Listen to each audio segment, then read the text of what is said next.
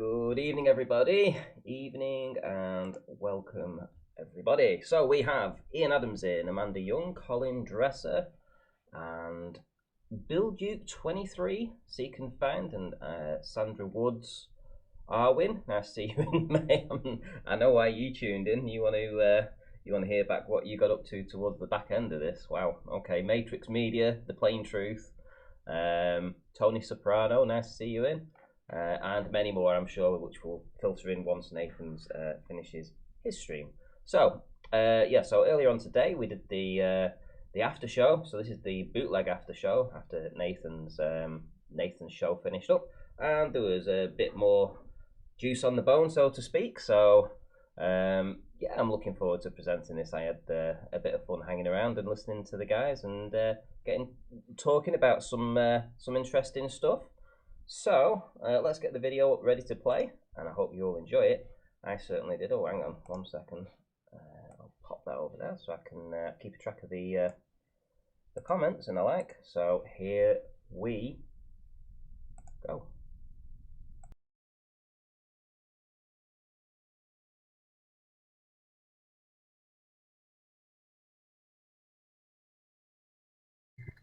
Happy days. Right, I am recording now. Subscribe to Nathan Oakley 1980 channel and Nathan Oakley channel, respectively. Can I hear that apology again now that I'm here? I'm sorry, Arwijn. I just wanted to make the point educational, and you wanted to do your usual trick of adding a load of your own conjecture on top of my educational point. No.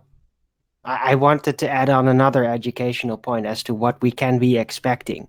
Namely, if I can now finish it, that they're already falling back to R-based distortion, let's just call it, fixes everything.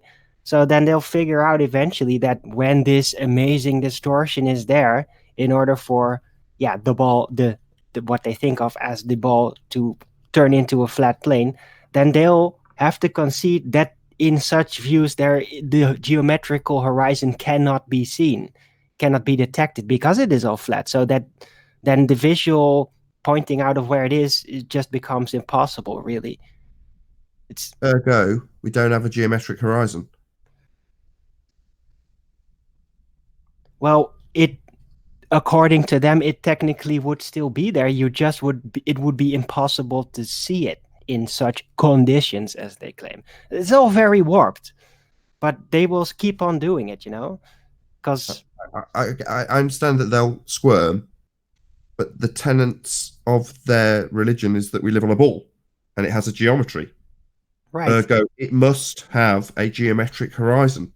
Right. And we don't have one. That's right. That's right. But they will then start claiming eventually that it's still there. You just can't see it. They're doing that now. But it's absurd. But not properly, though. They're not. They're still fooling around with it. They're saying there's two. Brenda came on to the debate today and said there's two horizons. And, after about 5 minutes, it wasn't that long of laughing at her. It gets to the point where, no, you can't have, that's a violation of the law of non-contradiction. You can't have a horizon and another horizon. There's only one. So that's absurd. But in the absurdity, if they claim using R-based refraction that the horizon that's geometric, that's necessitated by a ball, is actually loomed above the horizon, well, then they're immediately disclosing that they don't have a geometric horizon in their rebuttal. So we win in that score too. Right. It's just like the Coriolis effect. They're going to be arguing why there isn't a geometric horizon. Yeah. Just like they're arguing why there isn't a Coriolis effect. Yeah. That's correct, Arwijn. That was my point. Yeah. I see where you're going now. Yes, that's right. So they will start to argue why we don't have a geometric horizon when it's absolutely the tenet of their religion and their argument. Their argument being we have a geometry that's a spherical one to the surface of the Earth we're standing on. And then they'll argue why we don't have the geometry. It's absurd, but yeah, that's what they'll do like with Coriolis. Well, the reason we don't see a Coriolis effect is blah, blah, blah, blah, blah. Right. Has anyone also noticed that as soon as you start researching stuff and we actually make progress with it and we actually get things conceded, that then there's a plethora of information that's available on the internet? Whereas prior to that point, it was really difficult to get those points across. Or am I just imagining this? No, it's just like a snowball effect. I know what you're saying. It's the same with this. Can you imagine the frustration for Taboo Conspiracy when he's trying to put out the black swan image and explain it? And all of us have probably watched his video and just not got the gravitas of the example. And then the penny drops for QE and it permeates that little bit further and he starts explaining it to us in a slightly different way. And we get it and he refines it and puts it out as something specific, the black swan. And then a few more people get it. I put out a couple of trimmed versions from QE himself and from Mitchell from Australia. And then Mark Sargent does a show on it. And coincidentally, I happen to send him two of my clips, which he then republishes. And then Paul and the Pain sees Mark Sargent with the Black Swan. And so it goes on. Well, that's how information permeates. It's good. It's good. You know, this Black Swan argument is fundamentally undebunkable. It demonstrates we have a geometric impossibility for a horizon. Ergo, it cannot be geometric and is not geometric by definition. Well, that seems obvious now. And when people see it and go, oh, yeah, yeah, we'd have to have a sphere if we were on a sphere. So their argument that Arwin's pointing out they'll now have, well, we obviously wouldn't have a sphere edge if we're on a sphere, seems so ludicrous and preposterous now when we phrase it. But they'll come up with some convoluted word salad to throw that in for justification for why we don't have the geometric edge that is necessitated as a part of the religion that we live on a sphere. That'll come eventually, yeah, I don't doubt it. And we'll laugh. Well, that's a good point, Nick. But my point was more to do with things like research about shoaling, for instance. So last year when I was looking at shoaling, so about a year ago now, there was hardly any information out there. I had to formulate all the diagrams and everything, all the information, and compile it from basically from scratch and show it as this is what happens in these areas.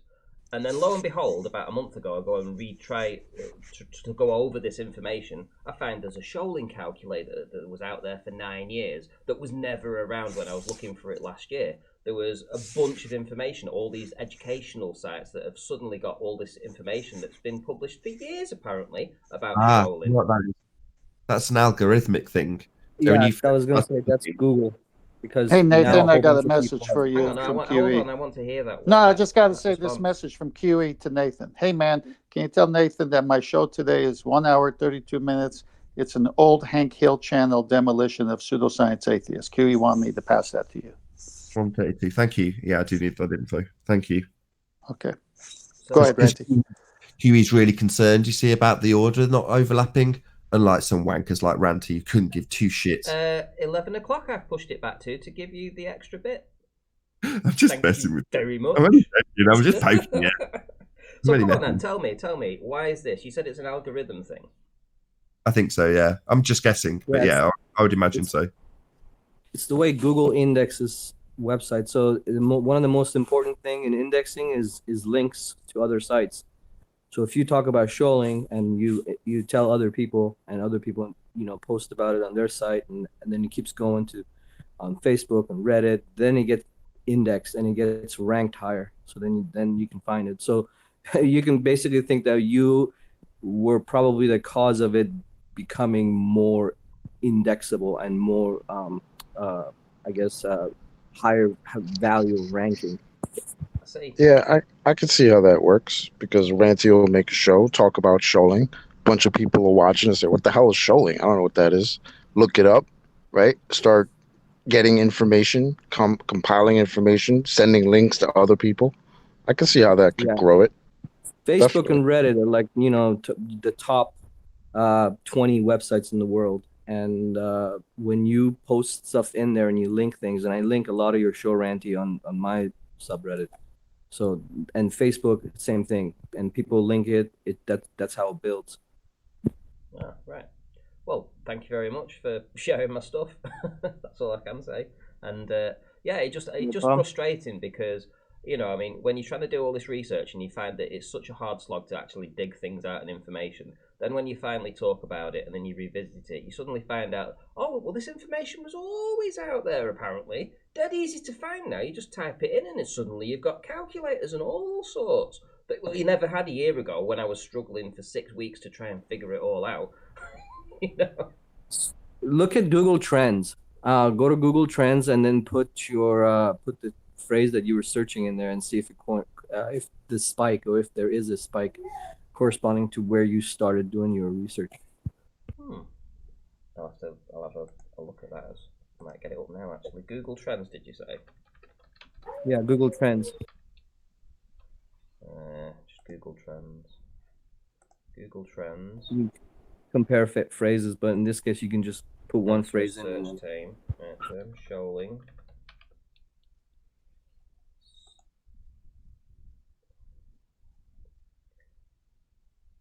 Well, there's a spike in January. You can zoom out too. Oh, can you? Me? Huh? Over the past 12 months. Past 12 months.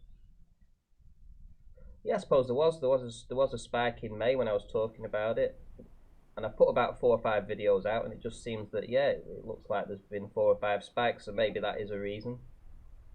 Not an awful lot of searches, you know, in the 60s.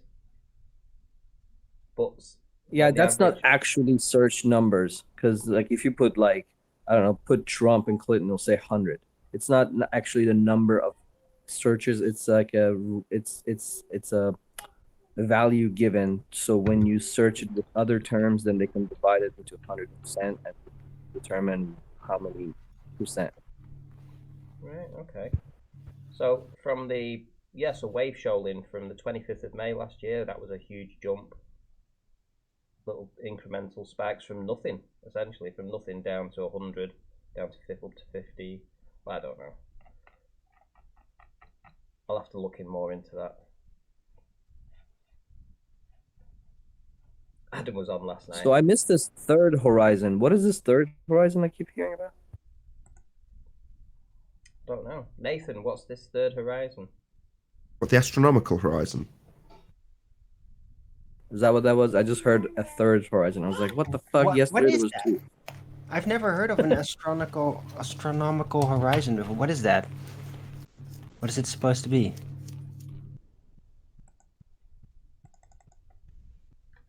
I thought it's just a regular. The definition I read was that it's the physical horizon. Actually, it said in astronomy, the horizon is literally the geometric horizon. So I don't know what she's talking about. What? Yeah, that's what I was thinking. When you read that, I said, well, that's just regular horizon. So they just inserted the word astronomy in there. Yes.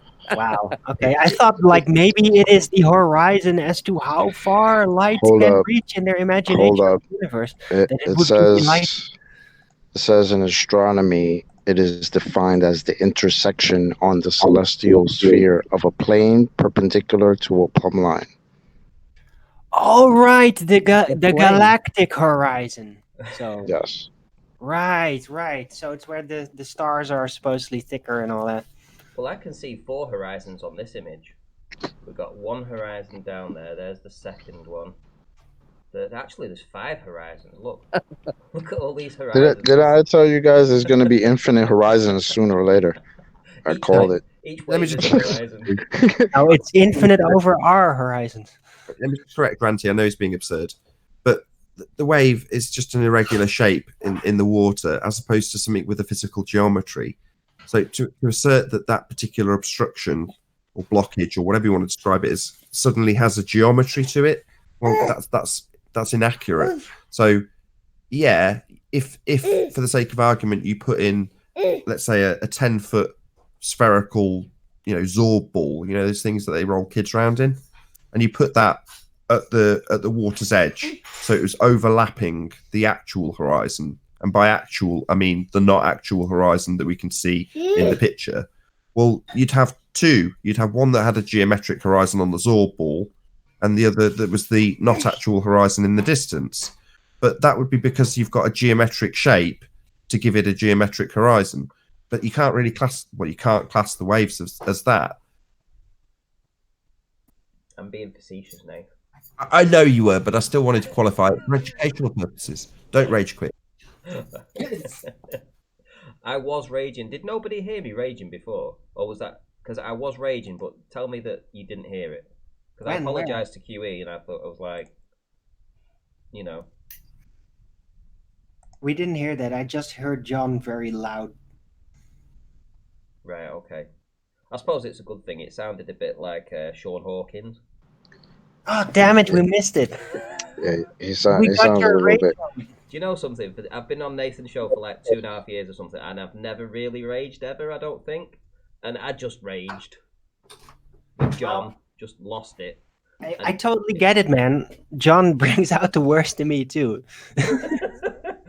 It's been like twice or 3 times or something that I really went off on him. I'm shouting, it's all about John, innit? Yeah, Church of John, yeah. Church of John? Lol, okay, that's a bit too much. Well, I suppose, It was funny, there was a point yesterday when me, I think I was saying something and Nathan, we were both talking to Riley, and Riley got pissed off too. And he's like, are you gonna rumpus me? Can you let me answer? It's like, okay, Riley, we're just trying to explain something to you, man. Yesterday's debates were such a headache. Like I watched it. I didn't think it was a headache. Really? I thought it was good. Obviously, Riley, the position Riley was taking was a little off, but I think it needed to happen just so that everybody could square it up, because he was confusing Moda's opponents with affirming the consequence. Well, I'm still and saying it's the same argument. Well, it's the way you form it. It's the way you form it. It's pretty simple, especially with the example that Nathan was using with the thumb. I know, right? But it was so confusing because Riley was constantly trying to make Nathan say it wrong, and then Nathan would get all triggered over it. That was because Nathan's really gave me a headache and shit. Yeah, because he's like, you're trying to form my logical statement into a fallacy and then try to debunk the fallacy when I stated it in a logical way. Like, are you kidding?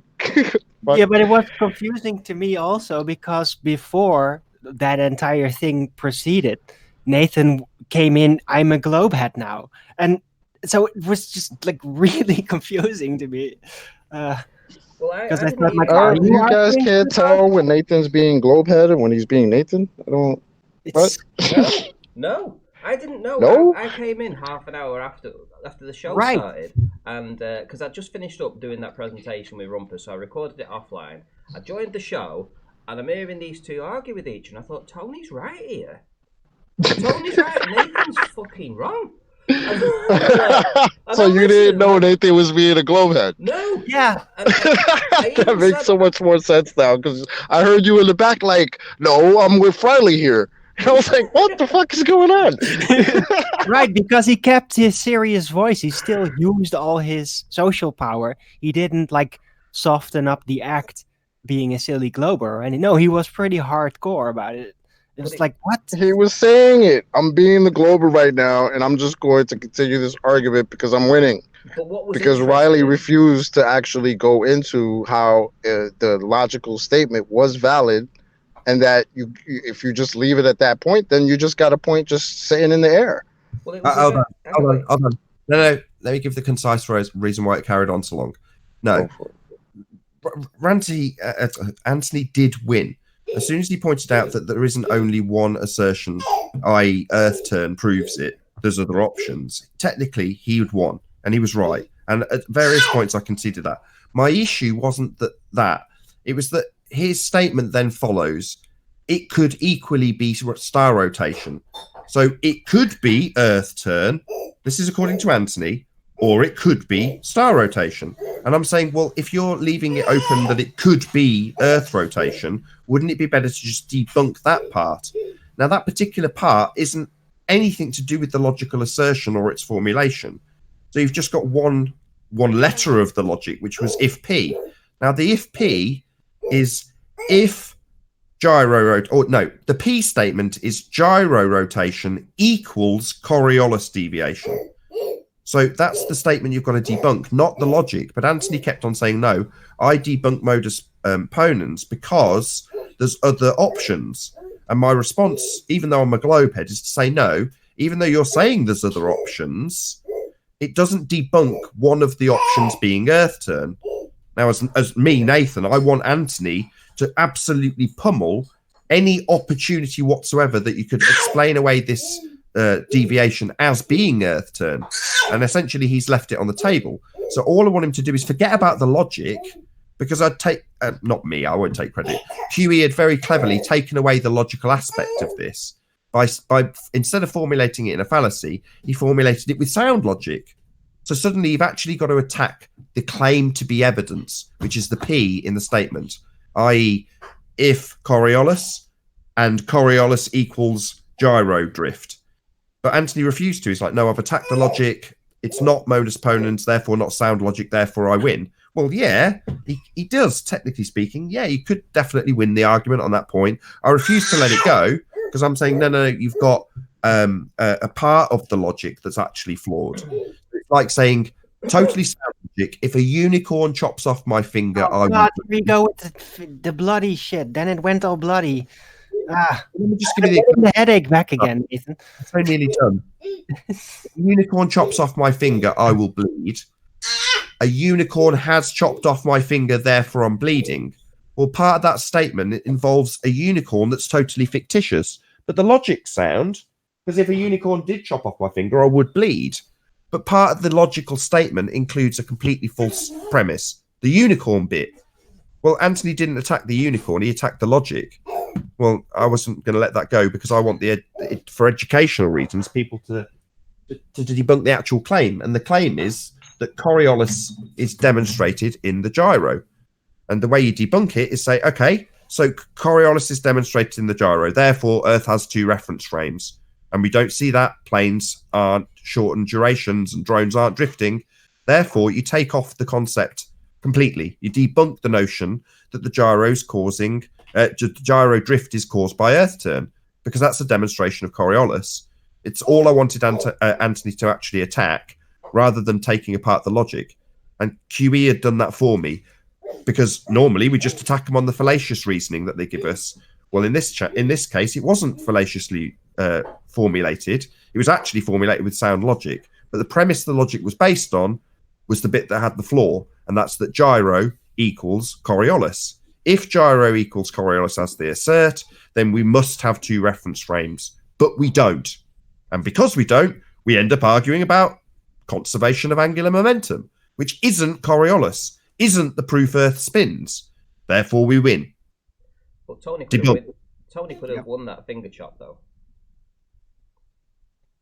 Chocolate got it immediately. No. Chocolate just went, yeah, because we haven't got two reference frames. And then I left Chocolate completely alone. But Anthony, for some reason, did not want to argue that. No, I meant he could have won the finger chop argument. When you said... No, he couldn't. Yeah, he could. No, he couldn't. Because he was confusing the affirming the consequent with... The finger chop argument went something like... If I chop my finger off... Okay, I'm gonna go for groceries. I hope when I get back it's not gonna be about chopping fingers anymore. Snowflake Arwijn, shut up. How did it go, Nathan? It was if P then Q, right? So if I chop my thumb off, I will bleed. Right. So if P then Q, P therefore Q. So if I chop my thumb off, I will bleed. Right. I've chopped my thumb off. I'm bleeding. No. That's modus ponens. No, but no. What do you mean no? It doesn't necessarily follow that if you've chopped your finger off. Yes, it does. No, it doesn't. That's what I'm saying. He could have won that on a technicality for sure. You ever do that? Huh? Goodness. Yeah, he could have. Do you not get it, Ranty? He could have had a knife in his hand, but he could have been stopped. He could have been at the top of a tall building, and he had a heart attack, fell off the building, whilst he's still holding the knife in his hand, and he died, so his heart is not pumping, and as he hit the floor, he chopped his thumb off with the knife. But because his heart isn't working, he can't be bleeding out of the thumb that he's just chopped off. Yeah, you can find a flaw in the logic. I agree. Okay, so if P then Q, right? If I chop somebody's head off, they will die, right? Hold on. Can we go with that one? Yeah, go on then. Okay, I can still win that one. No, you have one, and I want to tell you why. Because, just because you've got logical reasoning doesn't necessarily make the premise that the logic is based on true. For example, hang on, I was happy to answer this one. You're saying if you chop a thumb off, you don't necessarily bleed. The corpse could have been drained of blood. You chop the thumb off, there's no blood to bleed out. So that there is obviously a flaw in the premise. The premise would assume the person's living, breathing, and pumping blood around. Well, unless that's explicitly made clear in the logical statement, you can make flaw of the logic. But that wasn't the point I was trying to make to Anthony. The point I was trying to make to Anthony was that he rearranged sound logic. So I'll just try once more with a unicorn. So if a unicorn chops off my finger, I will bleed. A unicorn has chopped off my finger, therefore I'm bleeding. Now, everything about that is logical and sound, other than the one premise in my logic that has definitely not been validated. And that's that unicorns can chop off fingers, or in the case of the gyro, that gyro deviation is Coriolis effect on Earth. That's the bit that needs attacking. So when I say if unicorn chops off my finger, then I'll bleed, and then I said that a unicorn's chopped off my finger, that's why I'm bleeding. Well, you could attack the logic about whether or not I'll bleed if a unicorn chops off my finger, but you're then arguing with me under the pretense that a unicorn's real and can chop fingers off. And that's the bit I wanted Anthony to attack. And don't work under the premise that it could be that the gyro drift's caused by Earth turn. Attack that.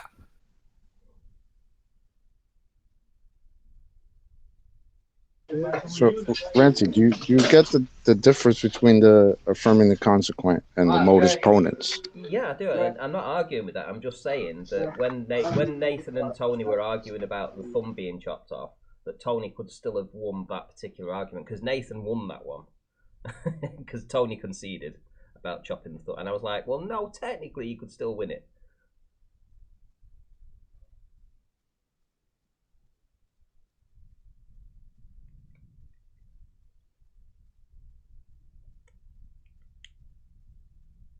Anyone still here?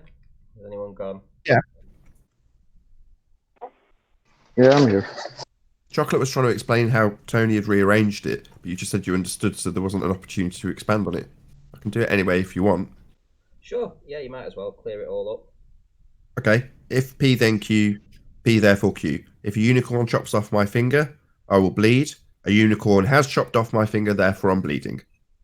Other than what I've pointed out about unicorns not being real, as logic goes, that's still sound logic. Because if a unicorn did chop off my finger, assuming they were real, I would bleed. So that's sound logic. Now, if I rearrange that to say, if a unicorn chops off my finger, that's P, then I will bleed, Q. I am bleeding, Q. Therefore, unicorns just come and chopped off my finger. Even though actually I've just caught my thumb in a lawnmower, or I've chopped my foot off, and that's why I'm bleeding. You know, in other words, if P then Q doesn't mean that Q therefore P. That's affirming the consequent. Mm-hmm. But if you state that P will follow Q, then P will follow Q. So if you must have P to have Q, in other words, you must have in that logical sound formulation, if I chop my finger off, I will bleed. And then I assert that I have chopped my finger off, therefore I'm going to bleed. With all the other things that you could erroneously pull out your ass about, no, it's actually a dead corpse. No, the blood's already been removed. All those sorts of things aside, the logic stacks up. But when I rearrange it to say, because I'm bleeding, there's obviously been unicorns chopping thumbs off. That obviously doesn't work logically. So the P then Q, can't you attribute that towards the scientific method? Well, no, this is just logic, not scientific based. I mean, that's how Anthony kind of got around it. He had to weasel it in because I didn't give him science with the statement science. So he's saying, if you're saying if P then Q, P therefore Q, but you're only allowing P as the only reason for Q, when in reality Q could be caused by chopping a foot off. Well, he's right, because in his argument he's saying if gyro Coriolis, then Earth turn, and he's saying, well, gyro Coriolis could also be star turn Coriolis in the gyro, or whatever he wants to assert. Unicorn farts cause the deviation. So it's not just claimed Earth turn that could cause that gyro drift, and that debunks your whole logical statement, because your if P is actually if P, Q, R, S, and T, and you haven't evaluated it for the validity for your Q statement. Therefore, you can't just assert P. Therefore, Anthony technically won. And I'm not going to deny that. But he still doesn't debunk the P statement. If P, and if P in that particular modus ponens, is gyro equals Coriolis drift. He just didn't debunk that bit. It was interesting, you had Globebusters in yesterday.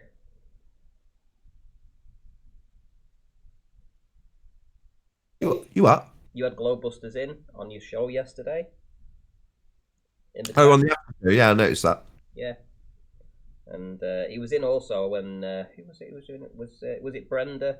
Brenda came in and she was talking. Well, we were trying to pin her down on ether or what have you, and she said, "Yeah, ether doesn't exist." So Bob was in the chat and he said, "Can you ask Brenda then if ether doesn't exist? How did Bob prove Earth rotation then?" Because apparently he proved the Earth's rotation by using the ether. Okay, no, he didn't. So the formulation that he gave was modus ponens. So he's saying, yeah, he's accused of something though, isn't he? He's using the gyro. He's saying that if we don't have a drift in the gyro, then Earth is not turning. That's how he formulated it. But the converse is also obviously the bit that they've held up, which is, well, we did see the drift, therefore Earth's turning. That's what they said. But if Earth is turning under the fixed frame of the gyro, hence a 15-degree deviation from the fixed frame that it's spinning in, then Earth is rotating under the gyro. Yeah, so that's our rebuttal. You give them back modus ponens. If Earth is rotating under the gyro, then Earth is rotating under the gyro, but also rotating under drones, helicopters, anything that leaves the non-inertial spinning reference frame. And therefore, if Earth's turning, you must have Coriolis deviation.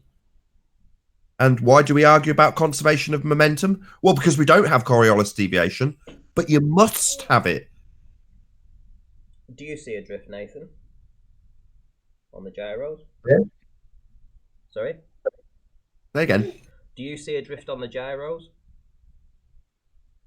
One more time. Do I see a what on the gyros? A drift.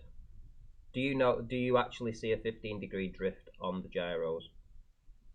That's irrelevant. No, I'm just asking you a question. It's irrelevant because once you debunk that drift, there or otherwise, if you do or don't have a drift, it's irrelevant because the claim that you do necessitates two reference frames.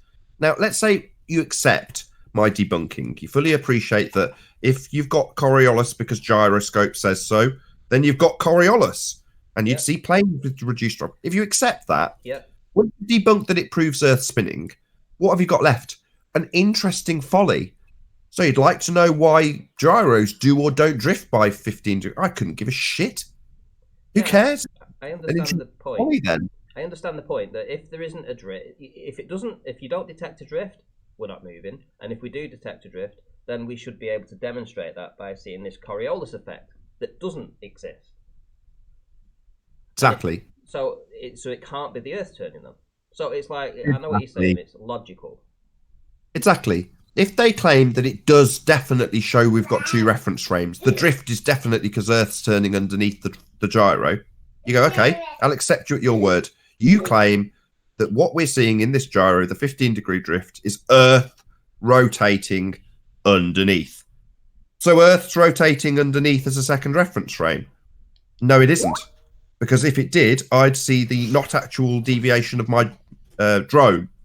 My flight would take shorter duration because Earth's rotating underneath it, and people on the ground would see my aeroplane with a Coriolis deviation.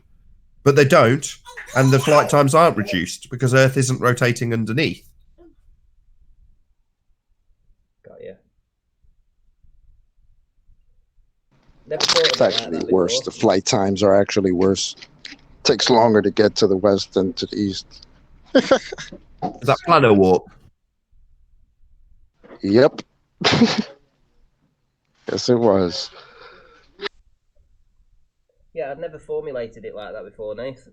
Never thought of answering it in that particular term, you know. But it absolutely, that's logical sense for sure.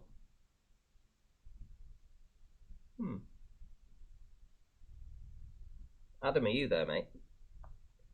Because you were on last night and you didn't get much of a word in apart from arguing with Brenda. I've just got back and just grabbed a bit of toast. What was that? No, I was just saying, were you there? Because you stayed up late last night. I was there for a while, yeah. And then I think as Brenda carried on, I had a bit of fun with Rumpus, so I was quite happy. Yeah, you did. You rumpus. Yeah. And I let it go on for like 90 seconds. I like seeing Adam in the trenches, rumpusing rumpus. It was awesome.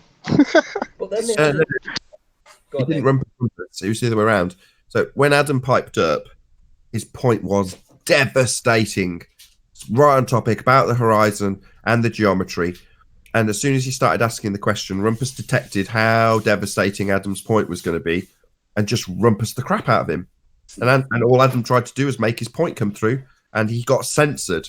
I made a comment on the video specifically about that with a timestamp. Yeah, he's funny, isn't he? But it's so obvious now, isn't it? Listen, I just led him to a path yesterday. You should have, because people were like, "Oh, because the way I titled the video, how had I titled it? Oh crikey, now I can't remember how I titled the name of the video. The globe's leading expert on refraction makes a 90-minute presentation. Well, in his own words, he put him on that lofty pedestal, so I've got to include that in the title, you know. And then he went on this 90-minute presentation, which essentially was torn apart with just a few little questions. Wait. Who is that referring to? The Rumpus. Oh my god. I saw that title. I was like, who the hell could that be? Oh man. Well, if he self-titled himself this, and I'm like, well, if that's that's ace, and I thought that'll be a great catchy name to put on a video, and I allowed him to have the entire 90 minutes basically free. Just tell us your nonsense. So he's the master of refraction. So self-titled master of refraction, but doesn't realize that the horizon can't loom above itself. That's cute. You got it. And just a few little questions that I asked permeated through his presentation, led him up to the point when it came to the crescendo of that, and I was saying, right, okay, so let's apply this on a flat plane. And suddenly he was backtracking. You can't do it. This can't happen. I'm like, but do you remember when you showed the fish tank and the fish tank showed the light bending down? And that was just parallel lines going through the gradients, exactly as it would do on a flat plane. No. It was like, literally, I had him banged to the walls without him even realizing. And I didn't have to lose my rag with him, but I think the audience definitely got it. It's because he didn't know you'd been waiting to have someone like that for ages. I know. I've been researching this for the past. Well, I've thought about this for the past month, and I've been working on it for the past month.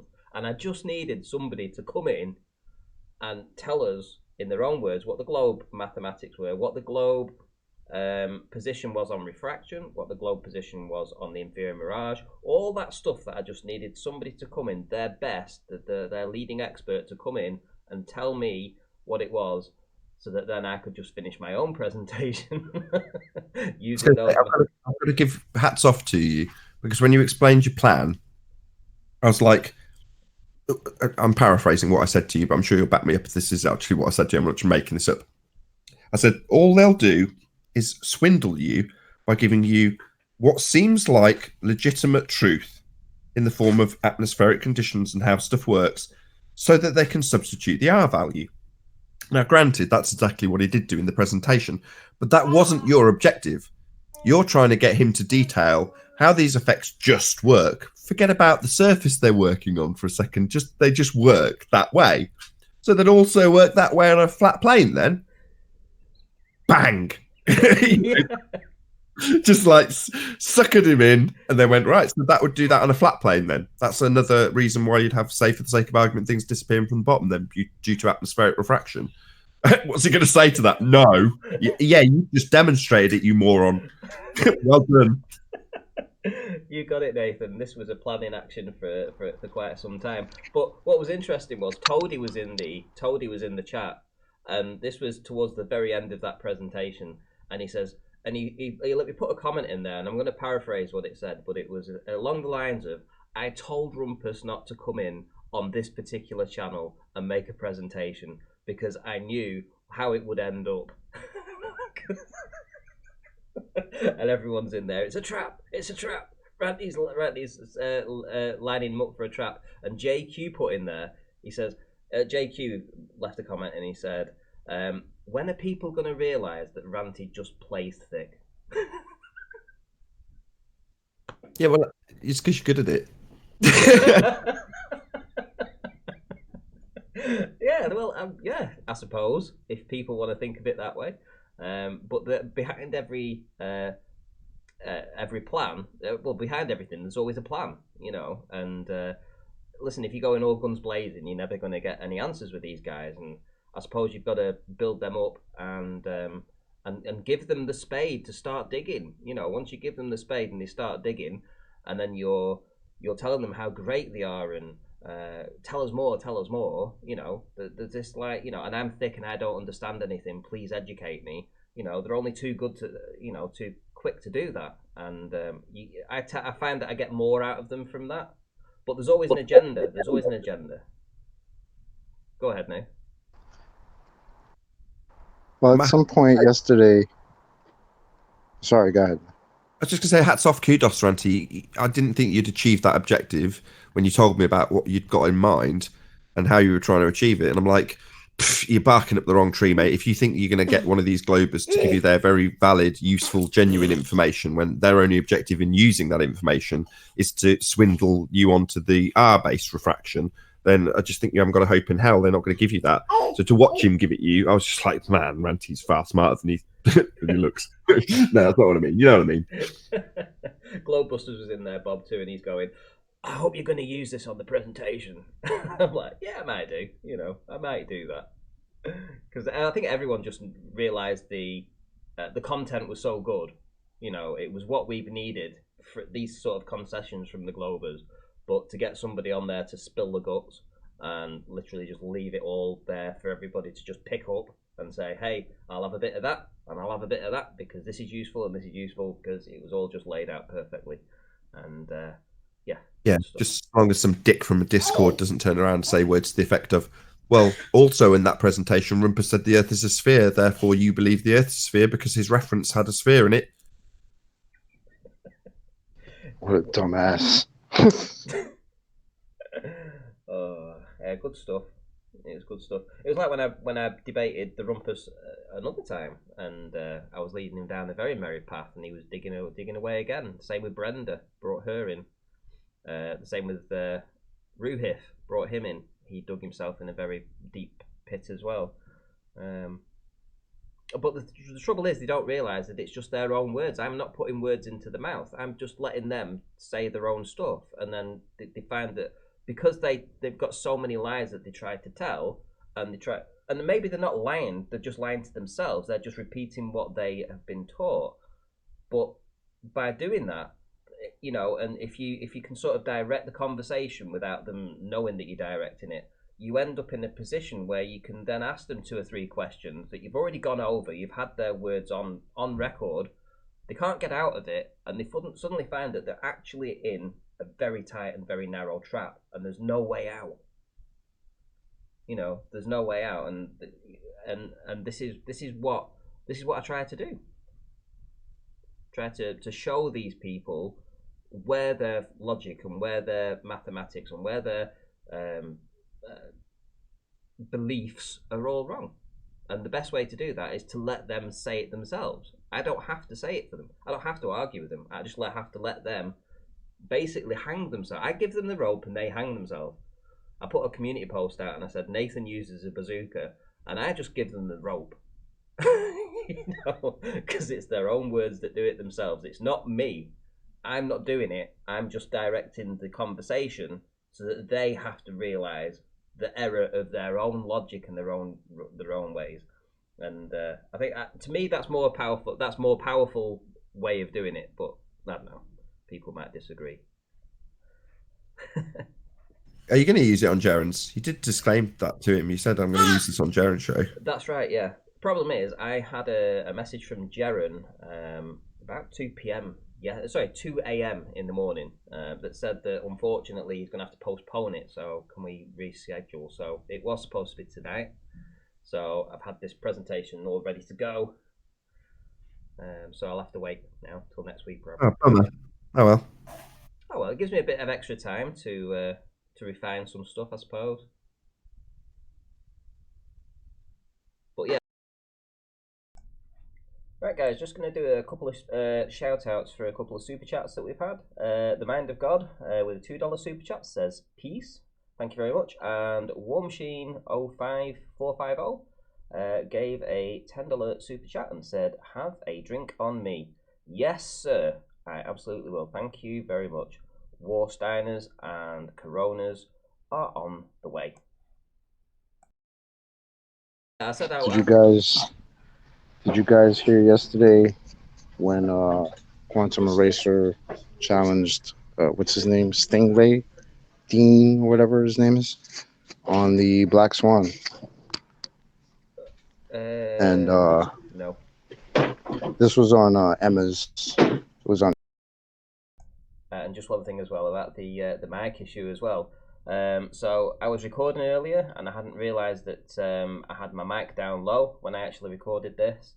So I do apologise. The mic will go back to normal tomorrow, and that's the best I can say right now. At the moment, it's just what it is. There's another hour or so left of this. I hope you can enjoy it because I'm enjoying the conversation. I'm sorry if it's a bit of an issue that you have to keep putting the volume up a little bit, maybe to hear if I'm saying anything. But there's nothing I can do, I'm afraid. So it's just the way it is. In Emma's Discord, on her channel, Okay. and so obviously he challenged them on it. How do we have that horizon back there? And his response was extreme refraction. So John, of course, said, well, what the hell is extreme refraction? Cite that. What the hell are you talking about? And couldn't cite it, couldn't cite the effects of refraction. And as far as defining extreme refraction, was just, well, a lot of refraction. And at some point he said, a hell of a lot of refraction. Yeah. I think QB's the same. He's just holding a mirror up. He's holding a mirror up to their beliefs.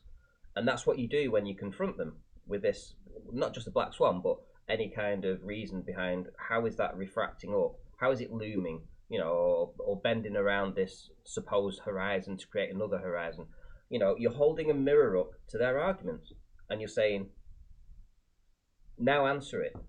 And you're holding a toast. Yeah, you expose them for what it is, for what they know, what they don't know, because these people think they're extreme experts at this stuff, right? Yeah. We don't claim to be experts, but at least we understand what we're talking about. So when we ask these guys, what are the 5 effects of refraction? Well, have we ever heard these guys even speak about the 5 effects of refraction? No. Meanwhile, they've been claiming refraction for years, so it's not until now that they're talking about that? But that's the thing. And then when we ask them to define it, they can't. Yeah, the argument the argument used to be that it was we're right. No, we're right. No, I'm right. No, you're right. No, he's right. And this is what it was. And then it was like bashing each other. We're right. We've got this. We're right. We've got that. But now what we're doing is we're just going, okay, well, this is your proof. This is your own science. Go ahead and prove it. You know, like you say, we're holding the mirror up to them to back their own claims up. And now suddenly, because we've been so relentless for the past year and a half, 2 years, we've been so relentless that they've got no answers. And that's all we're doing. So we don't need to bash them anymore. You know, we should have pity on them, really, because they have to be realizing now that they can't win these arguments. Not sure about pity though, because when somebody like Rumpus, who has literally been arguing with us for years about his horizon being a physical, something physical that can actually physically obstruct things, well, that's a problem when in 2020 you literally say, "Oh, well, I've never argued that." Really? So your argument's completely changed in 2020 because of a argument called the Black Swan. That's cute. He concerns me in a little way, because whereas we can admit if we're wrong, right? So people can bring up things in the past that you may have done or you may have got wrong, and you'll hold your hands up and say, okay, I got this wrong. But the simple idea that he has never claimed that the horizon isn't a geographical location, when we used to argue about this when he came on the shows on Nathan's in the early days, and he specifically referenced the horizon, and was going on about it and how it was a physical position. Well, it was a position that could be calculated, right? And was always there, right? And now to change that and say, I never said that. No. You know, that to me just shows that he's dishonest on that type of thing. That he will change his narrative and pretend that he's never been wrong. I mean, last night, for instance, he came on the show after the presentation, and do you remember partway through, I rewound the video, I don't know if you watched it, but he said, I never said that. I asked him a question about the negative K value, and I said, so what does the negative K value do? How would that manifest itself as an appearance if you were looking at it? And he said, well, it would be looming. I said, so how would that appear to the observer? He says, well, it would appear higher than it should do, blah, blah, blah, blah, blah. Then he went on to show a lighthouse, and I said, well, can I just confirm that the negative value would do that? And he's like, no, the negative value wouldn't do that. It would be sinking. I said, well, I just asked you that question. And he said, I never said that. I would never say this. I would never, ever say that a negative K value is looming. Don't be ridiculous. And then I'm like, okay, well, you know, you'll hear it back. And what I did is then, when I actually went live, I played it back 2 or 3 times with him specifically stating that the negative K value would give rise to looming. So, and then he came on for 2 hours afterwards and never apologized. Didn't come on and say, oh, by the way, in the presentation, you were right about that and I was wrong, I apologize. Didn't come on and address that. Completely ignored it. Like it didn't exist. He did the same thing with Atmos. He did the same thing with violation of second law about I forget what that was about, but remember people were copying and pasting his before and after. Yeah, second law of thermodynamics doesn't apply to the Earth. Apply to the Earth. Yeah.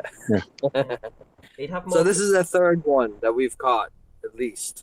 Yeah, he'd have more credibility, wouldn't he, if he just held his hands up and say, I was wrong. I don't think I've ever heard him say he's wrong on anything. In his mind, in fact, I actually have him on video saying he is never, ever, ever, ever wrong.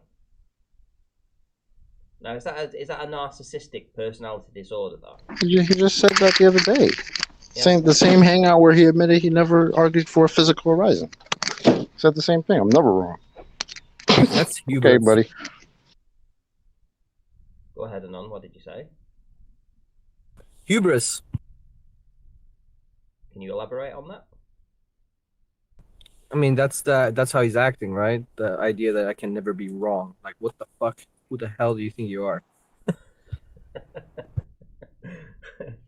Well, I've never heard of that before, hubris, so that's why I needed to understand what you meant by that. But yeah, Look it up. I mean, I know it because I just from life, but define it for Yeah, me. hubris. That's actually good. It applies, yeah. Hubris. Right, hang on. Let's see if I can find out what that actually is. Hubris? Hubris meaning. HUBRIS, I believe. Oh, right. Excessive pride or self-confidence. The self-assured hubris among economists was shaken in the late 1900s. Sorry, late 1980s. Yeah, excessive pride or self-confidence. Well, you heard in his early presentation about how he was self-styling himself as the leading expert in the fields of ray tracing and refraction, blah blah blah blah blah, and that nobody comes close, and that other people don't know about it. Even he was calling out like Sean Hufford doesn't even know it. He was listing all the people that aren't as good as him. All these other YouTube channels, and I thought, wow, throwing him under the bus here. What can I say? Did you actually hear it, Anon?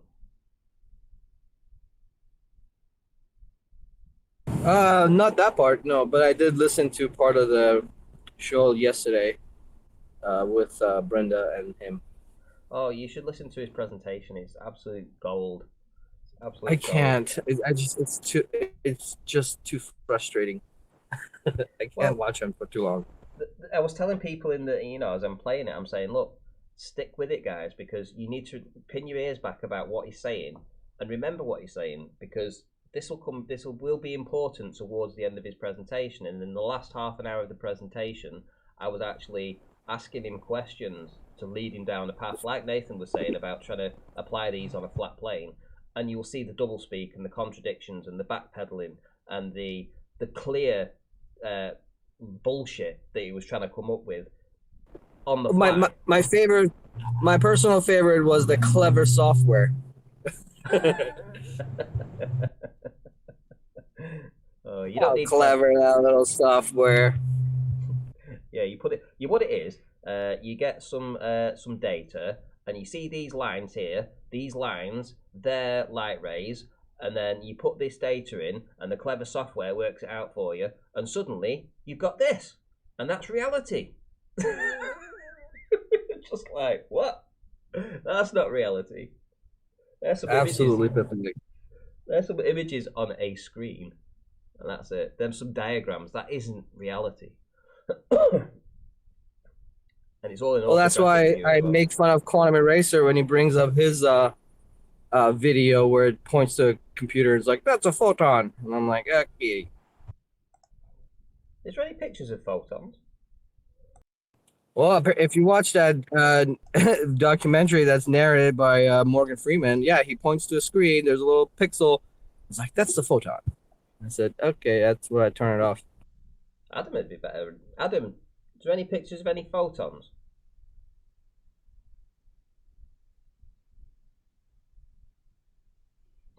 Now let's see if I can get an image of a photon up. Photon. A lot of this stuff I haven't actually researched, so I have to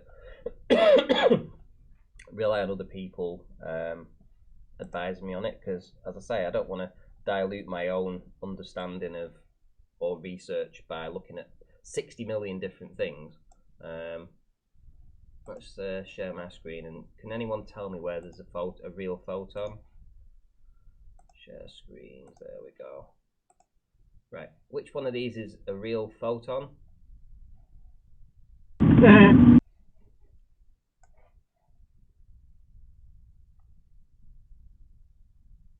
Is that You tell me. Maybe the one that looks like the Knights of Malta. Knights of Malta. This one. So that's a real photon. Yeah. Well, what's that? Is that not one? I don't know, man. Is that one? I mean, they look as real as Uranus.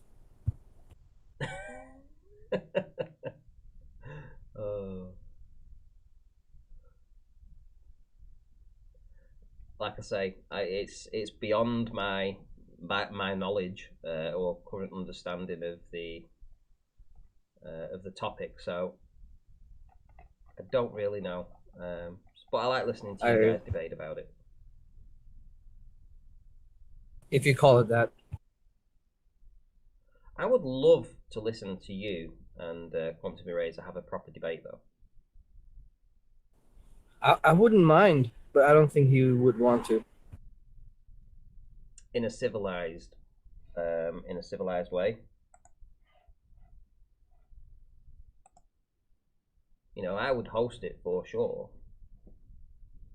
and I can be a good moderator on the subject because essentially I know very little about it. So, just I can. I mean, I try to debate him on Nathan's show, so your show would be even better. But like I said, I highly doubt that he would want to do that with me. Put the challenge out.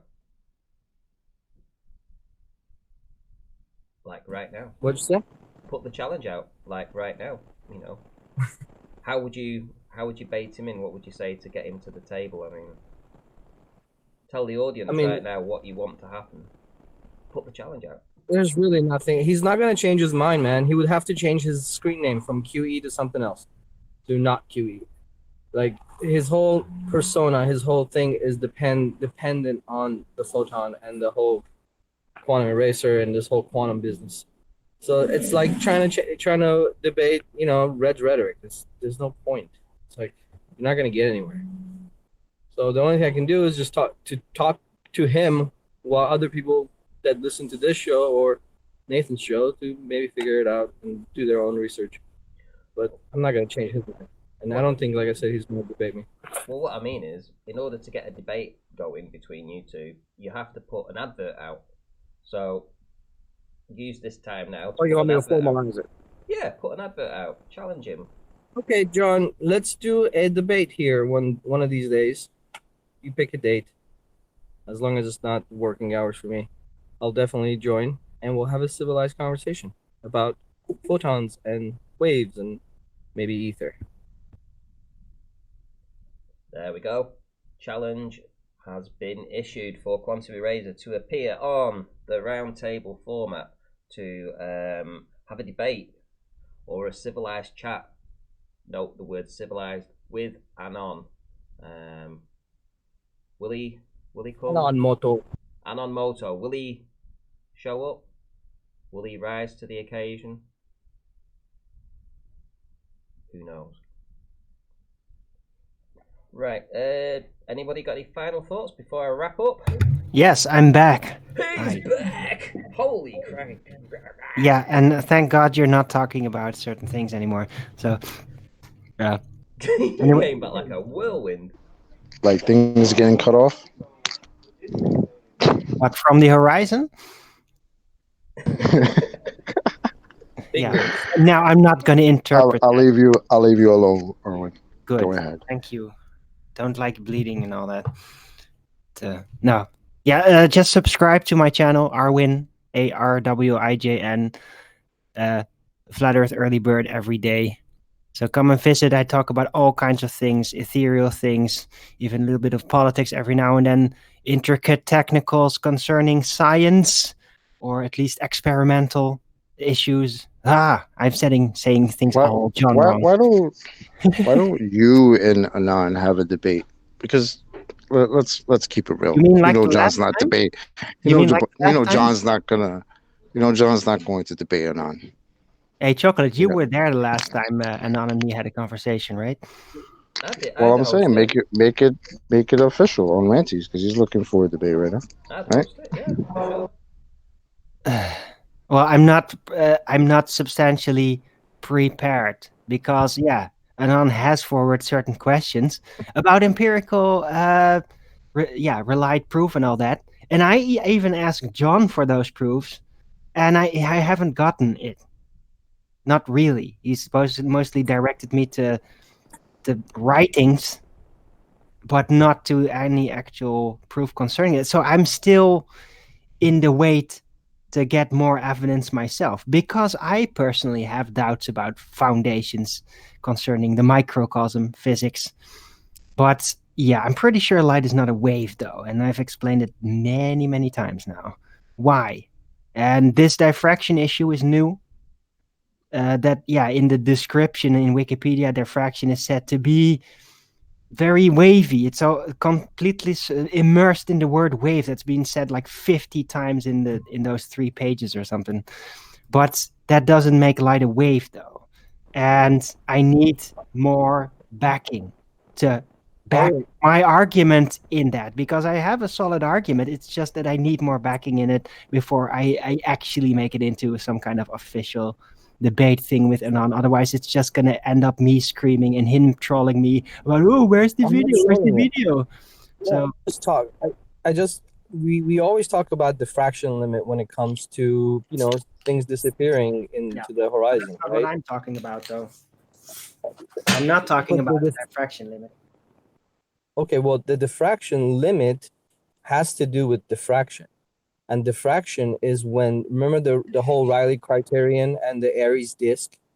That's basically when 2 light sources become too close together where you can't tell them apart anymore. Remember the sensor can't detect, because the waves are basically too close together for you to be able to pull them, differentiate them. So you just you put the 2 in together and you go with 1 pixel. Yeah, but So that's a resolution issue. That is a resolution issue. Exactly. Yeah, but exactly. that's not about the effect of diffraction. Limit. That has to do with that's resolution. That's not the process. Yeah, but resolution has to do with the diffraction limit, right? Diffraction. For fuck's sake. Is the resolution limited by your diffraction limit, right? Has yes or no? Nothing to do with it. So the resolution the diffraction limit has nothing to do with how far you can see, or that's what you can resolve. No, it's a straw man. I mean, no. But we were talking about that. I'm not talking about resolution issues. That's what I'm not talking about, right? I'm sure there is a wider understanding of diffraction, and it's not literally all the technical same thing, I suspect. Okay. Ranty, do you remember talking about diffraction limits? Yeah, I remember. So do you recall it being basically the place where the waves of light become too close together where you can't differentiate them? Is that my understanding? Is that not correct? That's correct, yeah. Okay, so if we're talking about diffraction limit being because waves are too close for the sensor to tell them apart, then that antecedent for that is to have a wave. No. Otherwise, you can't have a diffraction limit. I can literally not describe to what extent that is a fallacy, but I'm absolutely certain that that is a major fallacious interpretation. Okay. All right. Yeah. If anybody can help me concerning what exact fallacy that is, but I would say it's a fallacy. It's a phermological fallacy, I think. I think it falls under that. Because it's a resolution issue. Okay, why are you talking about? Resolution doesn't make things into something else. It is about the absorption. It is about what is registerable. It doesn't change the nature of things. It's about the medium transferring the information, not about the thing, not about the medium, the eye, the thing absorbing the light. The eye is not the medium. That medium, yeah. It's about the absorption. It's an absorption issue. What can the eye still make out? That is a resolution issue. It has nothing to do with what light is. Is there a resolution based on diffraction limit? I don't give a shit. When I describe diffraction, as in what causes the diffraction pattern, right, in the double slit, and all those types of deviations. I'm talking about the pathway of the light itself, not about the medium that is transferring the information concerning sight. I'm talking about the pathway of the light itself and how, when it moves parallel to a surface of any kind, it's gonna show deviation. And what that is, Well, I wasn't talking about the double deviation, and that process is said to happen not just with light, but with other things as well. Because the double slit experiment the diffraction pattern has been tested with things other than light. It's been tested with electricity, as far as I've been told, right? But also with materials. And they show the same diffraction pattern as instead. Now, I don't have any physical visual backup for that. But I'm going to go with, apparently a lot of universities did actually do the physical experiment, registered it, and they all concluded, So that is basically an appeal to consensus or whatever, because I don't have any more information concerning it. But I'm going to go with that for now, instead of just falsely assuming a presupposition that light is a wave because of the misunderstanding of what diffraction actually does concerning pathways. I'm done now. Okay. So we weren't talking about the double slit. Before that, we were just talking about the diffraction limit. And we've went through this ad nauseum. Same subject, yeah. But we've discussed this ad nauseum on the show before this whole, I know, and it has nothing to do with this particular issue. But it does. No, it doesn't. It's about resolution. That's what my argument started out in the rebuttal, remember? It's about the resolution. It's about the medium resolution is based on the diffraction light, limit. not the light and its pathway. Arwijn, it's not the same thing. Arwijn, don't Anon, Arwijn, listen to me. Are you going to now revert back to the same argument, saying it over again, saying, but it has the word diffraction in it? Or are you going to recognize that it is a completely different issue? But it's not just the name. It's what the definition of it is. You're going to appeal to the same argument without actually recognizing that it's not the same thing, are you? You're doing it right now. Arwijn, can you just tell me what you think diffraction limit is? I just want to know what your understanding of diffraction limit is. I just explained that very elaborately, almost 10 minutes straight. The diffraction limit? No, I don't get. It's not the subject. I just want to know what the red herring, limit the is subject. From your perspective. We're talking about diffraction, the pathway of light, not resolution. Okay. But diffraction isn't pathway of light. The diffraction is when waves interfere with each other. No, that's not the diffraction you're looking for. Can somebody please look at the definition of diffraction? Yeah, we have. I have. What does it say? It says a lot about wave function and about waviness. Can you please read it? No, it's fucking 5 pages long. I'm not gonna read that on air. No, just the simple definition of diffraction on any dictionary. Yeah, I did that the last time. It's fine. And what did it say? Yeah, waves. I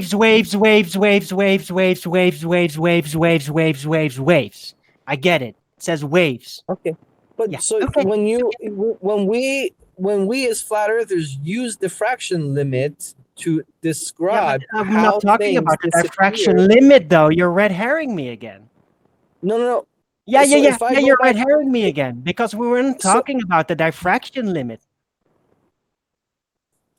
The diffraction limit it's not the subject. Is not. So what do you want the subject to be? Just diffraction of light? Diffraction. Okay. What it does. What is the effect of diffraction? Okay. So as you said, the definition says that it's waves interfering, but you just don't like that definition? Is that what it is? Or I disagree. I don't know why it's there. What do you think diffraction is? Can you, from your... Yeah, I told you. It's the deviation of the pathway of a projectile or anything that moves. I can't finish. You But asked that's me a reflection. I specifically think to you're define it, and confusing you're going to talk diffraction through me, with are you? refraction. You are such a dick, man. You No, specifically I'm just asked trying me to. to define it, and then you start talking through me. Okay. This is Because I why think you're people don't confusing debate you. diffraction with This is why people refraction. don't debate you. You asked me to specifically define it, and you start talking through me. It's a total dick move. It's what Okay, Rumpus does. describe it. Go ahead. Right, so diffraction is the pathway deviation in specific conditions, namely when something, anything, light, energy, anything that has a speed, as some kind of momentum, or well, maybe momentum is not the wrong word, maybe because mass is involved, doesn't have to be involved, any kind of speed, any kind of motion past a flat surface will cause a mysterious interaction that results in the deviation of the pathway of that thing traveling past the flat surface. That is my understanding of diffraction. That is my understanding of what causes the diffraction pattern with light and all kinds of other things. That is my understanding of diffraction in this specific process, this effect, the deviation of the pathway under specific conditions, mainly parallel traveling, close proximity. Okay, may I? Yeah. Did you catch So- all that? Did you catch all Yeah, that? I did. Okay, I good. did. So you're not going to I- ask I- me of the definition again, right? No. You got it now, right? I want to ask you about the. Good. So you got it Well, I now. disagree So that with it's it. established. And now I that know you what got it. you. Okay. You go. I don't agree with it, but I understand what you're saying. But so a deviation meaning you're not going in the path that you were going before, and you're kind of deviating off of it, correct? It's very So I think you're confusing not clear about what I diffraction with define. refraction, So because you- that's when we say refraction, the light deviates. Yeah, but that's another right? process. And That's it another goes- process.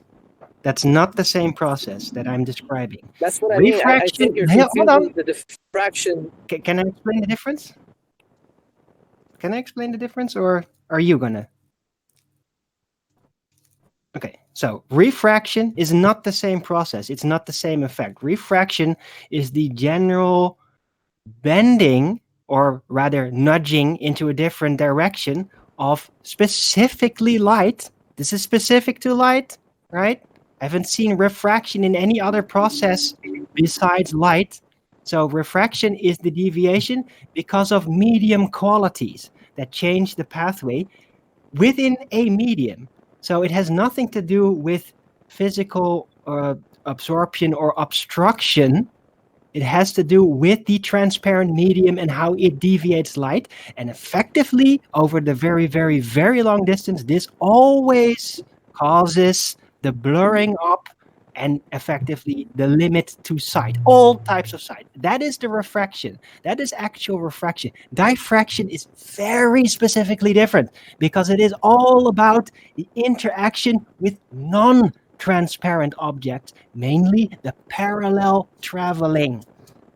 Parallel traveling. That specific setup is the diffraction that I'm talking about. Not refraction, not the general nudging of light, which can be in all directions always. While the diffraction is very specific in its nudge, in its direction, in relation to the surface it travels parallel to. It's always the same direction. It's a specific pattern that comes from it. So that's the difference. Okay. All right. So I think I agree with you with refraction, meaning the light path deviates because of the change in density of the medium. Yes. But I think your understanding of diffraction is a bit flawed, because I think I don't know what by else definition to call it. Then. I diffraction. don't know what else to call it. This Okay, is I did describe the effect, right? So if that is not diffraction, what I described, then what would you call it? Because it is an effect. The effect Definitely of is. The horizon is things there. going parallel and then deviating. Yeah. I mean, The I don't close think proximity. that's diffraction. It's the close proximity Close of proximity the ray to what? of light to the surface, and then because of it, So wait, there you only comes an have diffraction interaction. towards the surface? Parallel. parallel to the surface. surface. We see the you have horizon on the diffraction. Earth's surface and the ocean, and it's pretty flat. So that's usually where the effect transpires, and we identify it as the horizon. But what about the diffraction of the buckyballs or the physical things that you were talking about? That's Right. not Well, that is another. parallel to That what is another surface? manifestation of the same effect. Because now, instead of just generally having a sight and looking over a flat surface, when it manifests when the observer height is close enough, right? When most of sight becomes parallel to the surface, because the closer to the surface you're looking over, the more of the angles of the light that reach your eye go parallel, right? So that effectively causes the effect to manifest closer by, causing the apparent horizon effect.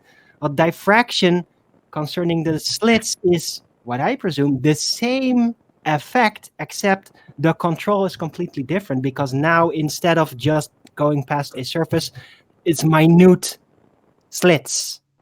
And then there will be much more of the light actually being subjected to the effect, because there is basically more surface for the light to parallel and cause a diffraction effect. Okay, so have you looked at the diffraction or the fringe patterns that is created by the effect of diffraction? Okay, so how does that get created by what you describe as diffraction? How do you have those bands of high intensity and low intensity fringe?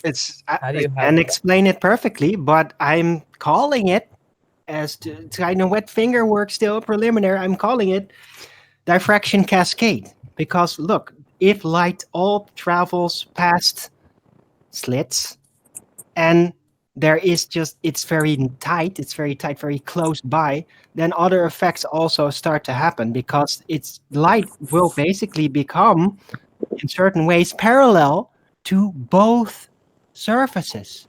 So that's gonna, in my view, then cause a cascade effect where it will basically almost fractally split up. And that is what basically caused the apparent wave function pattern. It's a cascade, because you could pretty much say, it's traveling, is having two types of diffraction subjected to that light at the same time. Can I explain to you or try to describe what I think of diffraction is? Sure, you can do whatever you like. Sure. So, in a diffraction is, my understanding of it is when waves interfere with each other, and they interfere in either in phase or out of phase. And when they do it in phase and out of phase, they create constructive and deconstructive intensity. So if you drop two pebbles in a calm water or pond, little pond, you can see the waves when they create, they hit each other in a certain way, and some part of it where they interact with each other, you can see where it creates the high intensity and low intensity. So it's very demonstrable by just throwing a couple of pebbles in a pond. And the diffraction limit is when the pebbles are too close together, where it looks like it's just one giant. You don't see the two distinct ripples. You only see one, because they're so close together and they have reached their diffraction limit in that medium of water, because it looks like it's just one, but it's actually two pebbles going in. And you can literally see that, like with sound, you can see it with water, and you can see it with light. So I don't understand why you hate the idea so much. I mean, it's not like you're totally going with consensus. You're not like one of those people that's just like, oh, I'm gonna listen to whatever they say. You're open-minded. You believe in certain things that most people don't believe in. So I just don't understand when something is so clear, where you can create it yourself. You don't need a photon gun. You don't need slit detectors. You don't need anything like that. Okay, I got it now. So you don't need to pile on your assertions on your definition of what you think diffraction is, based on the textbook ideas. It's a wave function, not actual though, because there's no proof of an actual wave function. There is no actual proof of a wave besides function. Yeah, the function is there. It's like, yeah, that's that The pattern. function is mathematics, right? Oh, I mean, yeah, that's- and I'm just mathematics is talking reality, about- right? We all know mathematics is reality. So if you find some mathematical pattern, Wait, then math is reality? it is reality. Is that your argument there, Anon? No. Oh, What I'm well, saying maybe is- you should then think about So when I stopping interpreting the wave function as some kind of proof that it is a wave. But I didn't do a wave function, Arwin. Nobody is claiming that light. Okay, just 1 second. 1 second. Have you ever searched "is light a wave" and then Googled that?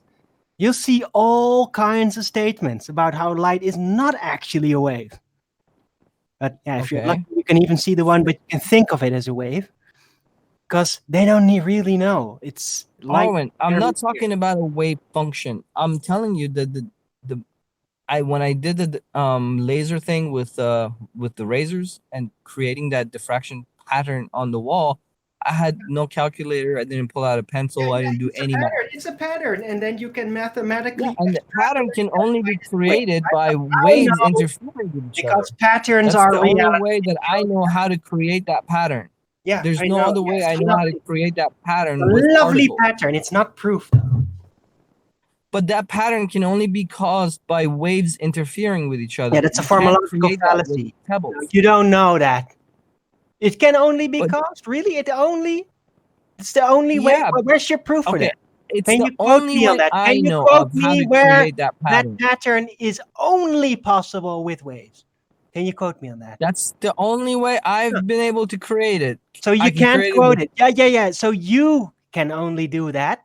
So you imagine I'm that hoping because you can show me that's how the you only can create way that you pattern know with it can pebbles. be. That means that it must be a wave, right? Because Can that's you show your me knowledge. where I can find But you can't anybody quote me, creating though. that You can't quote pattern me with actual pebbles? physicists that experiment with lasers and light and actual valid experimental setups. You can't do that. You can bring me a quote about how interference pattern can only be caused by literal waves. You're just asserting that it's like that. Okay, why don't you show me how you can create that pattern with anything else but a wave? I don't know. I don't have a claim about it being anything. I have a claim about it being a pattern. I don't claim it's a wave. You're the one that's doing that. And you're saying that it can only be caused by a wave. So I'd like to see some actual references, maybe a quotation somewhere by an actual physicist. I'm on my phone. I don't have a computer in front of me. Your claim there. That would be nice. So, but you said everything you looked at talks about waves when you Googled diffraction pattern. Leave the assertion out there and not gonna back it up. But Arwin, you told me earlier. Anon, you made a big claim and you're not gonna back it up. You told me earlier that when you looked up diffraction, there was the word wave everywhere. And you disagree with it. So now you want me to go get you something that you already saw? It was in Wiki. I didn't found it on the university website. I found it on Wiki. Wiki is anything but real. Okay, I sent you a bunch of links. We edit it all the time, including people that don't have any degrees in anything. So, yeah, Wikipedia is not a reliable source. I never said it was a right. I sent you. Right, but you do like to cite it, though. Every now and then, because it says wave so many times, and you love that because you like. You said when there's the word wave in a subject, then you can latch onto that multitude of those words and imagine that light is a wave because you love doing it. It's not possible, man. I can't get through you. I'm trying as hard as I can. You actually back your claims, like bringing out a quotation as to how diffraction patterns can only be caused by things that are waves. I'd like to see that quote. Okay. You tried herring your way out of it. So can you quote that now? Can you actually prove that? Okay, well, you can imagine that it is like that, but can you actually prove it? Has that actually been done, been said, been stated by anyone that actually knows anything about physics for real? Did you read the links I sent you? Does it contain the quotation that I asked for? Can you read them? I'm Just read asking it. you a question. Does it contain Yeah, the it does. quotations that It has? does. Okay. It does. Can you read them? Just read the Where? stuff. Oh, Skype. it's the old shit you posted me. Giant I sent pages. it to you yesterday. Okay. I mean, yesterday is old, I guess. What links? You didn't send me anything. There's no message in the Google here. There's no message in Skype. Yeah, that's old shit. I already looked into that. Can you read it? Can you read what it says and where the citation is from? The diffraction of sound? That one? No, that was one of them. I was like, here's for sound. But above that was just light, and then the definition of it. Can you just read the definition of it? Which one? It's one that looks like a dictionary output. It's defining the one that says diffraction, and then the word diffraction, right? Yeah. What does it say? Beam of light or other system of waves, right? It's funny how it says beam of light, not a wave of light. Other waves, system of waves, other systems of waves, right? Other system, basically. Just read it. Just read it like the process by which a beam of light or other system of waves is spread out as a result of passing through a narrow aperture or across an edge. Oh, across an edge. Hey, remember that? Typically accompanied by interference between the waveforms produced. It's the interference between the waveforms that are produced. Mm-hmm. That's what the diffraction by is. the beam of light. Yeah, because light is a wave. System of waves. So or other system of waves. So meaning that other types of things when it says beam of light and other system of waves, that means light is one of those systems. It says basically it's a wave system. It says light or other system of waves. So basically this or anything like this. So the light itself is being considered a wave here. Right. Well, okay. Or others. You got your point, Anon. It has been officially defined by dictionaries. So where do you want me to? The word diffraction states that all light is a wave. It doesn't actually back it up with proof. It just asserts it, and it's in Wiki. Okay, so let's go to the next one. I sent you other links. Light is waves. Anon, you won. You win. Okay. How about that? It's not about winning, bro. The meaning says that light is a wave. The meaning of words here mean that light is a wave. You win. Okay? Because I'm not trying to win. I'm not. I want you to word and what they say it is. You win. I don't light is a wave because diffraction says it is. Because it's defined. Diffraction itself defines light as a wave, right? Okay. But is it proof? Is it proof for it though? Have you actually confirmed? Yes, the pattern on my wall. Have you actually That's my proof. Your statement? The pattern. Diffraction only happens to waves. Have you actually confirmed that? Can diffraction patterns happen? I can't create anything else. I can create it with a pebble and I can create it with a laser. I can't create it with anything else. Claimed by the same kind of sources as you used this for. What waves? Okay, can you send me that? Like buckyballs. Well, hasn't it officially been done? Isn't it written that they did that? I don't know. Send me. Send me the one with a physical, actual pebble. Or buckyballs, or whatever you were saying. Where is the just send it to me? I want to see it. Actual proof in your source for a dictionary where a word defines light as a wave? Where's your physical, visual proof for that to be true? In my kitchen. I already showed it like 3 times already. Something with light, and that physically proves what the dictionary says. You're a lunatic. No, you're a lunatic. Okay. Yeah. Okay. All right, Randy. I think that's I can't do anymore. He conceded though, so. I mean, it's not about conceding. Clearly, he doesn't. He's not like, oh, you're right. It's like it's a jab. I understand. I'm not trying to win. I just want him to. Maybe. I mean, this is something that's like for flat earthers, it shouldn't be that crazy because yeah, you have to throw away some concepts that you know of, but you know we've done that already with some bigger ones, so it shouldn't be an issue. And I don't know. I can't get to him. So What do you think, Chucky? Say again, bro. he dropped. No chocolates there. No, I was asking What'd you say? What did you think of the conversation them two just had? Yeah, it's just interesting. I must say. What's your As much as I can hear, it's a little loud at my job right now.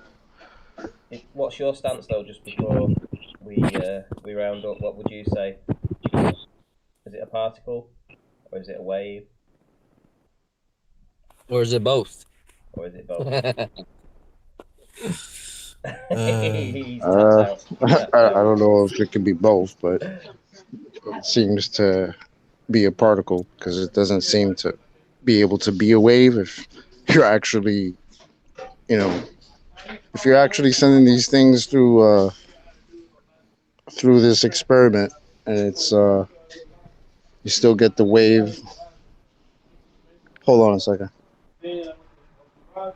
I'm sorry, guys. What I'm is your distracted. position, Ranty? Sorry, say again. What is your position?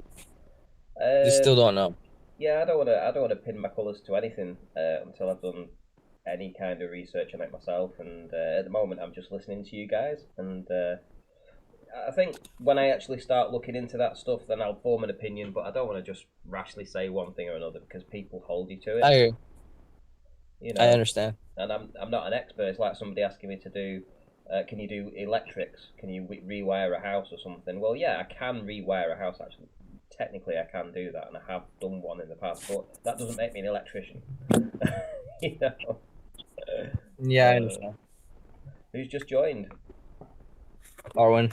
Oh, Arwyn's back. Round 2. No. I'm done with this shitty conversation. Why are you so triggered over it? Because there's so little I can do, and yet Anon keeps on asserting his stupid, retarded claims indefinitely because he's got books. He's got books that say it is. There's no physical proof, though, you know? Those freaking books also say that a lot of medical things don't work, yet they do. Say a lot of fucking things, and they define details about atoms and shit. Things that are not actually completely proven, that are just models, but they say it is. So those freaking books say under diffraction that light is waves, so it must be waves. Because the freaking books say that all light must be waves. And then Anon, out of nowhere, claims, well, yeah, wave patterns only happen with waves. And then he doesn't actually back it up. No, he just points more peer-review-based shit. Oh, look, this book says it's that. That book says it's that. It's so lovely. But you don't actually provide any actual evidence for your claim. Hey, Ranty, did you see the video that I live streamed with the laser? That defines things without actually backing it. It's just, oh, look, this thing defines it like that. That thing defines it like that. Does it actually prove it? No, it I doesn't. created the pattern in my kitchen wall. Yeah, that on my doesn't prove kitchen wall. anything. Yeah. So it's not a book. It's on my kitchen wall. The fringe that's really nice. I can do it too. It doesn't prove light is a wave, though. Because that assertion that it can only happen to waves is yours and yours alone. And you haven't backed it. But the pattern only is created that I know about it created with a wave. Claim about it that it can only happen to waves. You haven't backed it. But that's what it is. It's the antecedent for fringe interference That's what you assert. You haven't backed your claim, though. And I'm sick of raising my voice in order to fucking shove this up your ass. You piece of shit! Why don't you just This is going on trolls versus trolls. Why don't you fucking listen and actually provide the evidence for your fucking claim? You lunatic! Hey, man. Provide you're gonna lose evidence that wave patterns can only happen to waves. Show it! Show it! Dude, this is going on Trolls versus Trolls for sure. Someone summoned Ragewind. I didn't do anything. Shove your I didn't do claims up your anything. ass and provide some freaking evidence, not writing. Show it where it is actually, it can only be done by wave, right? Show it to me. You're not I gonna s- Show it him, it. Anon. Show it him. Fuck's sake, show it him. Okay, you want me to find the video that I posted and you can maybe live stream it? Oh, what? So you can show more about light showing the pattern? And that's supposed He to just be asked proof me that to it show can it. only happen to waves? So the only He just proof showed- you have that it can only happen to waves is by doing it with light and asserting that it can only happen to waves because you assume that light is a wave, is it? Is that your claim? It didn't happen Is with that your Buckyballs. That's a if I- formological fallacy, buddy. It's a formological fallacy. Yeah, it can only happen to waves because you claim it happens only to waves. And that it shows it is your proof that it must be a wave because you assert that it can only happen to waves. Yeah, it's nice. It's not proof, though.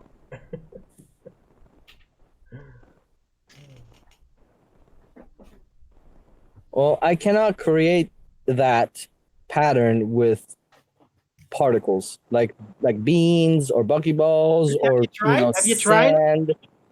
Yeah, you can actually try. Really? All you have to do is poke 2 holes. Listen, all you have to do is poke 2 holes in 2 slits on a piece of paper, and then sprinkle some, sand or sugar, salt, whatever, through those, and see if you get 2 distinct piles instead of a whole row of piles that are basically, separated by spaces. And you only get 2. You don't get a whole bunch. You just get 2. So what's the distance you're gonna have that paper between that paper and what's Actually, down it's there? fairly close. It's Are fairly you- close. How about the air? Is it gonna maybe deviate the sand or whatever you're gonna do? Well, that's why it's very close to the surface. So yeah, Yeah. It's gonna be like Oh, really? So it's very close. Why don't you do the same thing very close with your light? Oh, guess what? You barely see anything then. Oh, why is that? I can no. Why is that? You want me to do Why it is very that? close? Because it's so I'll close. So then you don't see the wave anymore. Huh? No, I'll do it very close. yeah, you will, I'll yeah. record it. Yeah, it's lovely. I have Yeah. already When done you it. do it with light, though, if you take a distance, already the did funny it. thing about light is it's not influenced by any kind of turbulence or the air, except for what it's absorbed. So when you take a distance with it, you'll still see the pattern. If you do that with sand, however, sand is definitely influenced by the air it passes through. So it's going to be Yeah, influenced that's by why I do it turbulence close to the other ground. than just any diffraction pattern that would normally occur if you would, for example, do the same thing in a vacuum, which of course you're not going to do. Who's going to do that? It's ridiculous. Okay. Yeah. So hold on. If I get a video of that same pattern happening in a vacuum, what would that help you a little bit? Well, that same pattern. You mean Yeah, the same diffraction pattern? exact. You mean a fringe- diffraction pattern? Yeah, fringe interference pattern inside a vacuum. Yeah, go ahead. Why don't you show me sand Don't worry, it's coming. showing a diffraction pattern in a vacuum? Because that's great. Okay. Yes. Go So ahead. Go ahead, man. no. Because that's my freaking claim. That's my claim. Sand is not a wave, you fucking retard. Yeah, I know sand is not a wave. I never said it's. Oh, yeah, but it's going to show the diffraction pattern, though. No, it's not. No, it's not. Oh, really? Oh, really? Oh, are you sure? Yeah. No. So if I do my laser test, like how far off the wall do you want it? Well, laser's not sand. No, though. Yeah. No. You said that if I do it, if I don't do it close to the wall, then it's the reason why is because it's not close to the wall. It's not going to have any influence. That's what. Okay, the then why'd you bring up comparison the was distance to for? sand. Okay. All right. Right. So you So go there's ahead. no other way that I can create that pattern with sand or anything else. I can't do it in a vacuum. I can't have a sand test in a vacuum. You can do the laser test in the vacuum, but not the sand test. Yeah, that's right. I know it's lovely. So you can constantly reaffirm your position about how it can only be caused by a wave by doing it with light, and then assuming that light must be a wave. Like I said, the pattern. Yes, that's what you're gonna do. I know. No, well, like I said, if you do it with that's sand, what you're gonna do. That's what you're gonna do because you just said you're not gonna do it with anything else. So you're not gonna actually test the in bucket a vacuum, I You're can't just do it. I gonna don't talk have a about giant it and vacuum. say Like it won't happen. But you're not gonna do it though because you just wanna believe your assertions. You don't actually want to find out if they're true or not. You just want to believe it and you love it. And everywhere it's all set its waves because society doesn't by default misform us about anything, right? So if it's written in a lot of books, then it's absolutely proof. Oh, yeah, it is, right? Oh, wait. What? I No, don't know maybe what the it's fuck you're not. talking Maybe about. there are some contradicting things out there. Like, for example, the claim of buckyball showing the same diffraction pattern. It's also written. It's also said. I haven't seen it, but it's just as well said. But that's like your the claim, not assertion me. You're that the one light who's is a saying that wave. buckyballs cause that pattern, not me. So why do you not putting that on me? You said that you can create the same pattern with buckyballs, and I asked for the video, and you said you'll get it later or something. But now you're putting that on me. Like I don't claim that particles going through two slits can create a I'm not pattern putting that that's on you. a I'm not putting cascade. that claim on you. I'm just putting on you that you don't actually want to know.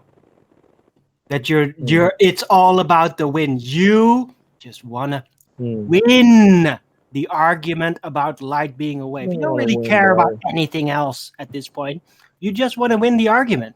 That's really your only priority left. You don't want to find out what's really going on because then you would move beyond this shit. And you don't. You talk about the same shit for years now. Your arguments haven't We changed. talk about the same shit every Your day for the arguments past. haven't changed. Your narrative hasn't changed. You haven't changed anything. You're just asserting the same shit. Just like ballers do. Assert the same shit for years. Years.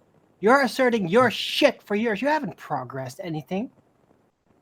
What is your gained insight concerning light in the last year, other than the same assertions you've been making over and over and over again? Well, I actually only tested it recently. I've only you like did a test, saw the. So yeah, I bought the. So what I is bought the your laser like progress 3 in your months ago, understanding and of light since 2 years ago? Because I've No, heard be- you did it. I heard you did it. But what is Okay. your actual understanding? What have you figured out? What are the mysteries about light? Light. Could it be that there It is this seems issue to- concerning light that makes it appear to have wave functions, to be kind of like a wave, but it's not a wave? Because that debate's No, been it's a going for wave. 80 years, Anon. That debate's It's been a going wave. for 80 It's not years. like a wave. I hear no It's wave. references about it. I hear no references from you about the actual physics. Wait, you want me to reference myself? Concerning the nature of light from you.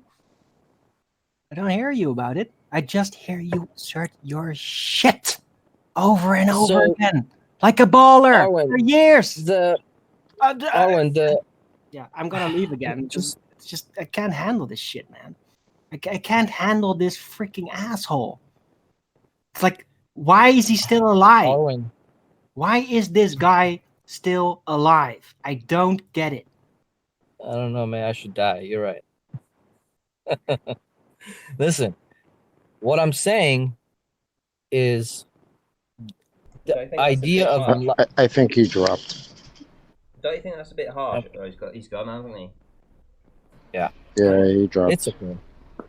Dude, as flat earthers, we've been told to kill ourselves for every day. It's not a big deal. So the point what I was trying to tell him is that light has been the subject of fascination for people for a long time, right? And so it's not like I'm gonna come up with something new that's new under the sun. You just have to figure out what other people thought what light was, and really try to figure out, because pretty much every explanation, well, I shouldn't say that. Maybe there's something that we don't know, and it's gonna explain everything. But for now, everything is just the rehash of all the old stuff. You know, it's been the idea of light. Is it a wave? Is it a particle? It's been going on for literally hundreds of years.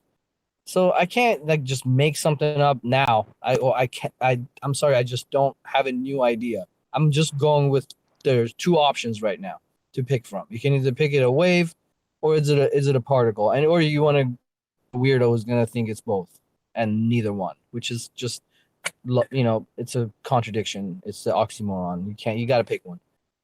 And there's no duality. Nature doesn't do duality. That's just weird. That's just our misunderstanding of what's going on. So you either got a wave or you got a particle. Pick one, And for me, it seems like it's a goddamn wave because it looks like it behaves like a wave behaves, not like a particle behaves. Simple as that. So there you go. Cool. Do you wanna round up with anything? Is that what you want to round up with? Yeah, that's good. Good show. Chalky, do you want to round up with anything? Yeah, I don't agree with Arwyn saying things like, we should die and go play in traffic, things like that. Like, that's just silly to me. But yeah, I think it was a good debate, other than him turning into Rage Win. Hold on, I gotta mute. I'm at work. Wow. Adam, are you still there? No, Adam dropped. So is that just us three that are left? Let's see. Yep. It's just us three. Right, okay. Well, I guess I'll round up then. That'll be the after show. So how long have we been going? Hour and 48 minutes that'll do. That's more than enough time. Bootleg. The bootleg. The after show, bootleg, after show. Right, so yeah, I'll publish that tonight. Alright, pal. Have a good one. Yeah. Right, guys, so that was it. That was the bootleg show. So it was just as funny the second time around. Yeah. So we all know that Arwyn loses it from time to time. There was just another example of that. But it's just Arwyn. It's who he is. And I hope you enjoyed the images going by. I hope you enjoyed my little work showing you the inferior mirage on those boats. The first one was the boat elevations. Let's see if I can find that just to show you actually where that was on here. So yeah, this was boat elevations that I'd done some drops on, and I'd actually had the data for you guys to actually see in each one. So it included the GPS, the elevation data, etc. And then I just lowered my camera and went down in a straight line towards this boat and was able to show you the different effects of where this inferior mirage appeared on the boat, etc. And yeah, so just a bunch of these videos that I've got all over that show this effect, this inferior mirage that apparently, according to the Rumpus, is very, very, very, very, very, very rare. I have to say, if anybody's actually ever been out and filmed, they will know that this effect is not very rare. In fact, it's actually the norm. It doesn't matter whether you're looking across a lake or any kind of body of water, you will get this inferior mirage. So the idea that it's a rarity, to me, seems incredibly dishonest and disingenuine, because that isn't the case. This is the norm. This stretching and downward reflection of the light, this inferior mirage. It's just there all the time. Rumpus should perhaps get out a little bit more, and he would see this. Anyway, thank you everybody who stopped by to listen to that. And we had Nathan, etc., that was in. He had to drop. Super chats. We had let's see.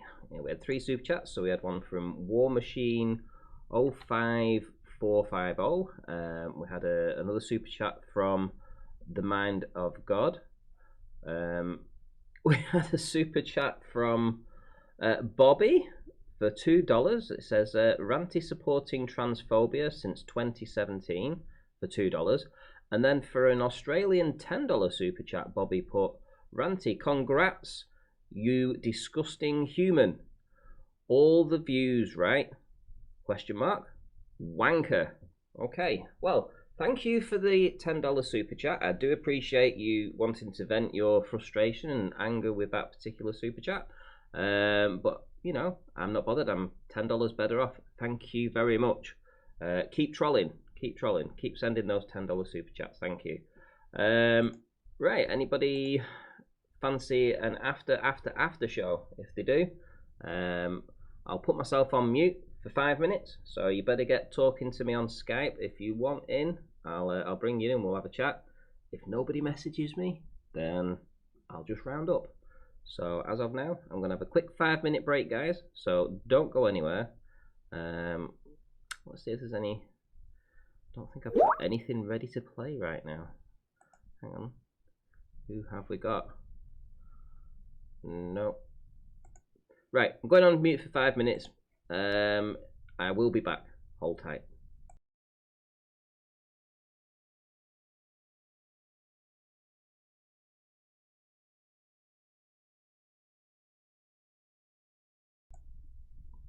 Sorry, did you say I was too quiet? Yeah, I am actually. What's wrong with that? Let me, just 1 second, let me try something. How's that? How's that?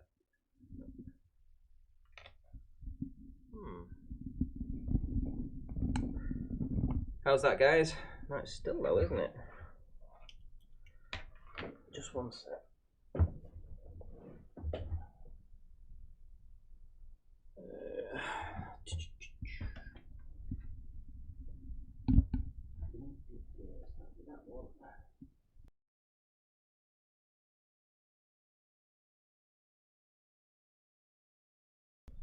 Any good? No, still quite low, isn't it? 1 sec.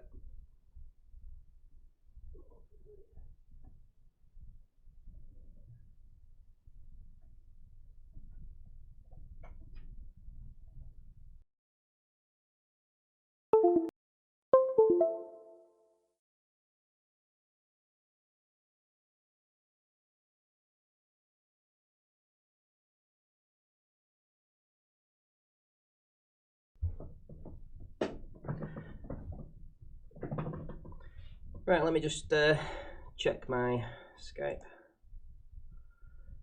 Right, nobody's been in touch. The mic issue will have to get sorted tomorrow. So as for now, that'll do. I'll round this one up.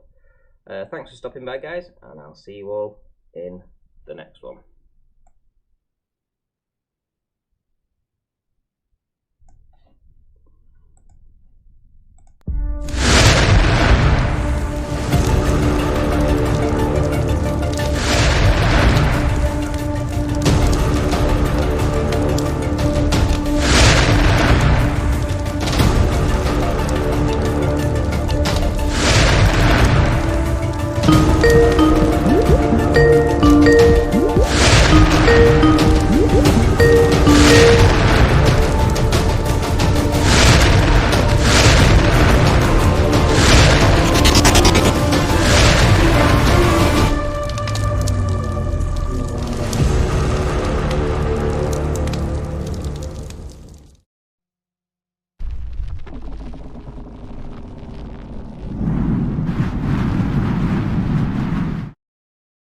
Yeah, no, sorry.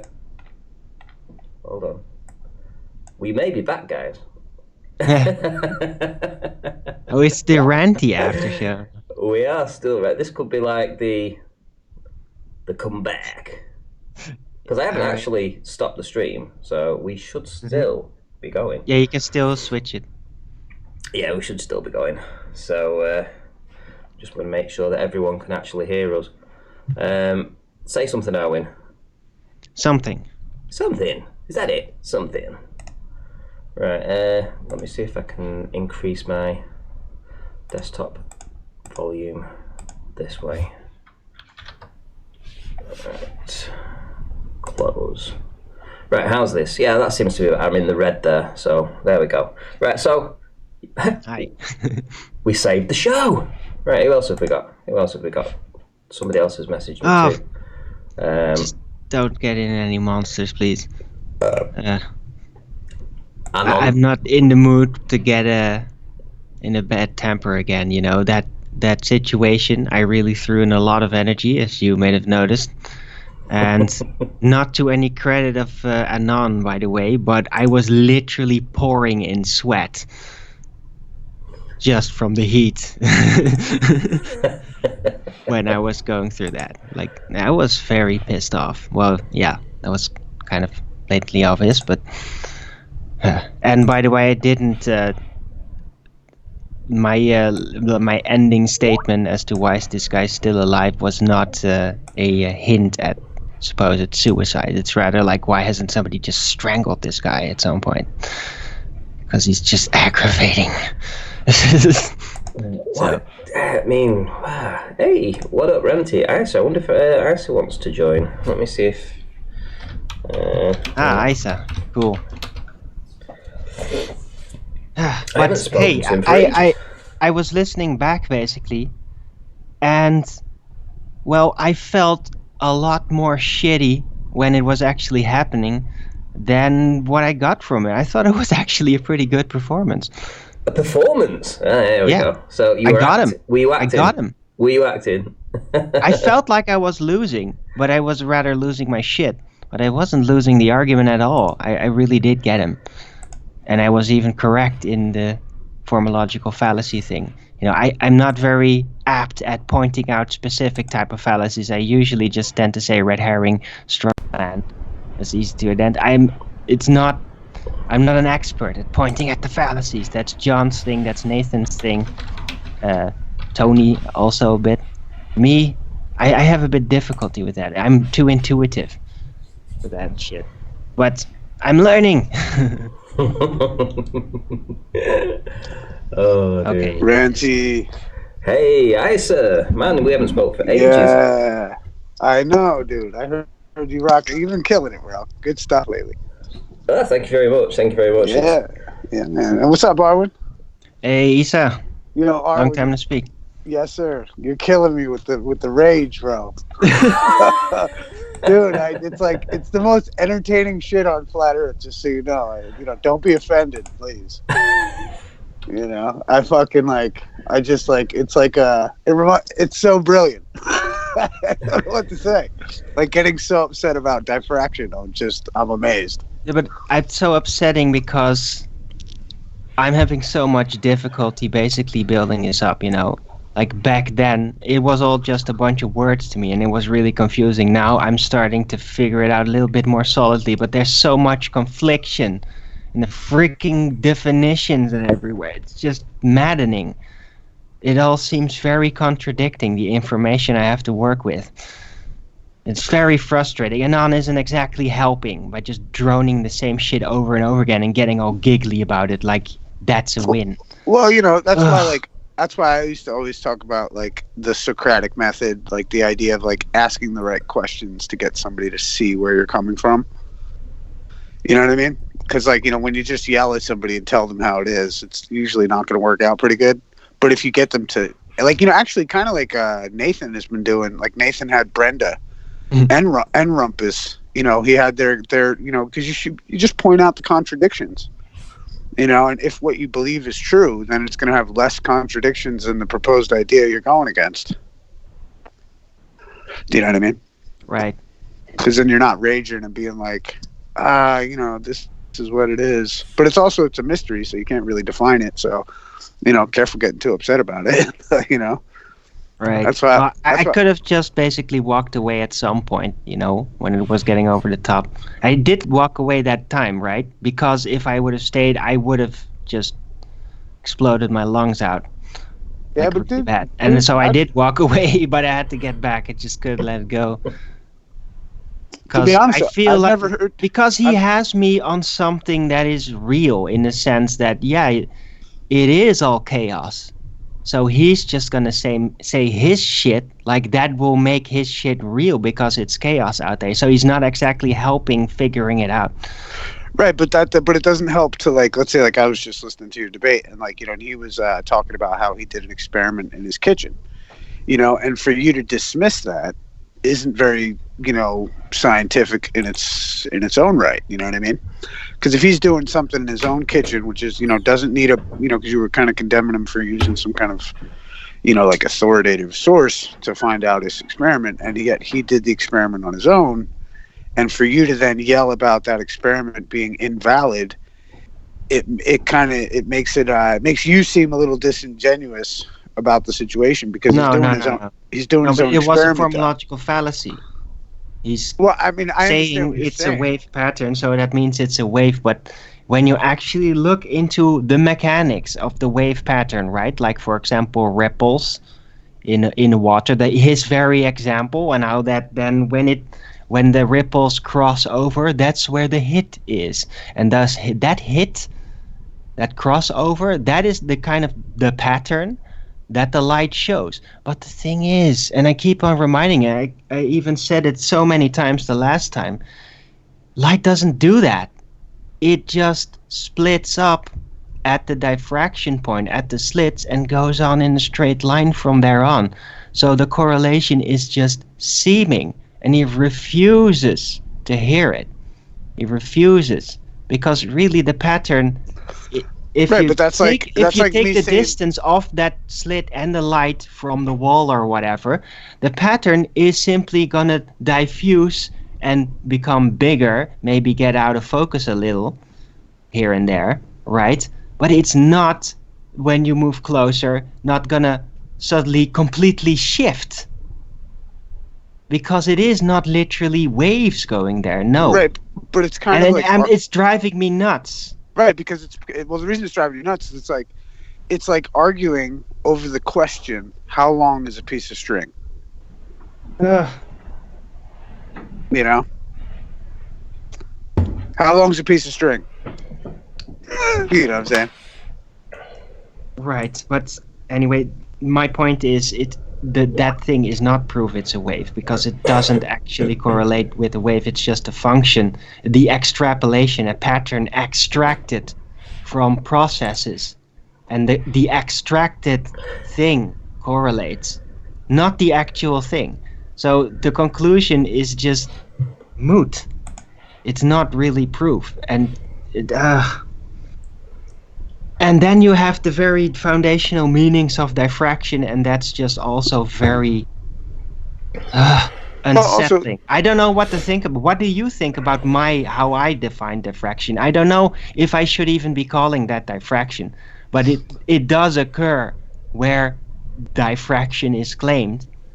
Those things are the double slit. It is claimed to be diffraction. So just see the correlation. My evidence is correlative here. I'm just improvising, basically. I'm not having any scientific validity to my claim yet. But what do you think about how I defined it? I don't. Well, I mean, it was so intense between the two of you. I'm not quite certain how exactly you define it. Nor am I asking right now. But the idea is that, like, you know, because, like, let's say you just admitted you don't have, let's say, any substantive proof for what you're referring to then turn around and get emotional about your position without substantive proof seems illogical. You know what I'm saying? Well, I'm very frustrated about but about that situation. But so but you know, again, it's like, you know, you can't bring your own personal frustrations into the scientific debate. You know what I'm saying? Well, it's not maybe the most productive thing to do, but I definitely Fair enough. And it happens, you know. And right, but Anon it is not just the argument; it is also just Anon's attitude. You know. Well, you know, but then, like, you know, you're nobody's mother. You know what I mean? Like, you can't say, like, oh, you gotta switch your attitude. You know, and then who are you to be telling people about attitudes? Oh gosh. What? Well, no. Well, you get upset easily, right? No, I don't. No. Is there anyone on the panel who might differ? Is there anyone here who speak now and forever hold your peace? Hey, there's certain individuals that do rub me the wrong way, but it's usually personal in some way. So it's their fault. And I can't even explain what causes it. So. Right, but is it their fault or your responsibility? Yes and yes. Right. So, like, you know, that's why I just say, like, hey, you know, don't let flatters get you down, you know? Because, like, you know how it goes. I mean, shoot, it's like, you know, you've got some interesting ideas, man. I enjoy, you know, I like listening when you're spouting, you know, when you're going off. I just think, hey, it's like that guy Anon sounded pretty interesting.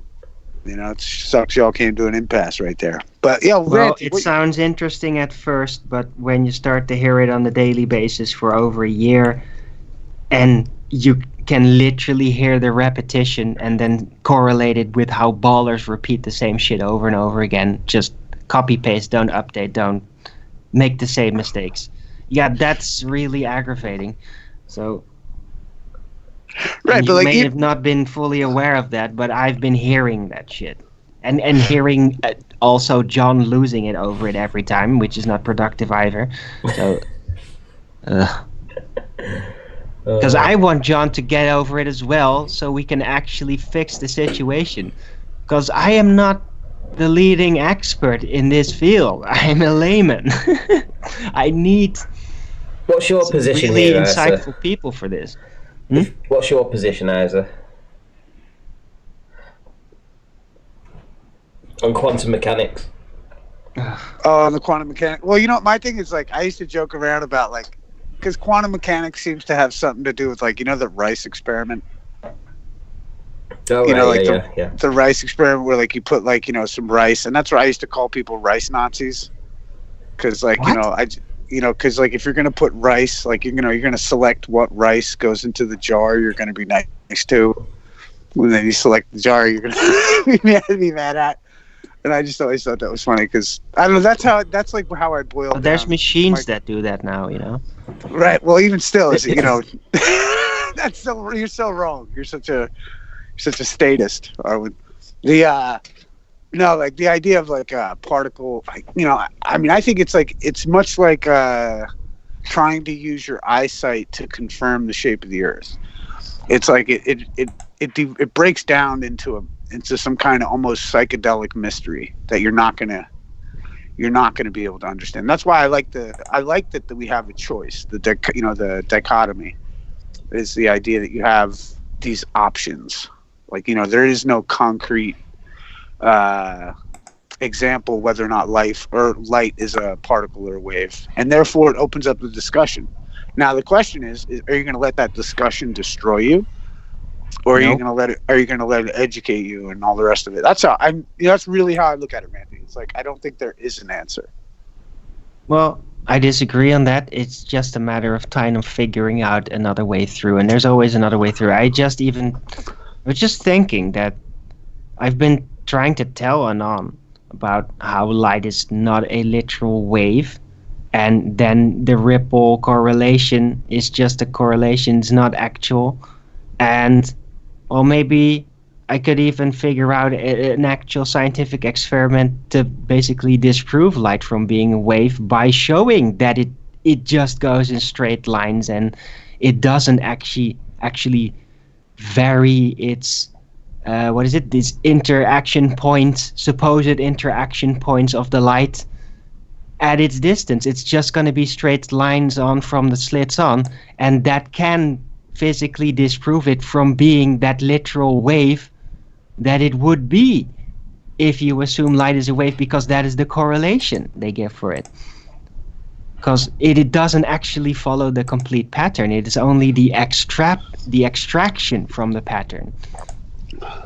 Right, but what if also it's like, the idea that if anyone would choose a particular position regarding, let's say, this conundrum, or let's say even some of the other scientific conundrums, like if you were to choose a position that doesn't have any actual verified proof, it's still a belief. So you're either you're choosing a particle over a wave. Right? No, is that I don't think light is a particle. I think it's beams. I think it's beams. Although you can think of it as a particle, but it's not really relevant. It does have a speed, though, so you can think of them as particles, but they don't really abide by the standard of what particles are assumed to be, and that is indivisible units. I think that is a misassertion. I think, therefore, I conceptualize it as, infinitely divisible beams that can just split up forever. It's just going to be bound by matter in order to even register it. So any minimum assumption is going to be bound by the matter that we need in order to even register light in the first place. Can I just jump in with a massive super chat from Rakia Life, $9.99. Thank you for all you do. Thank you, Rakia. Much appreciated. Carry on, guys. Yeah, big up Rocky. Yeah.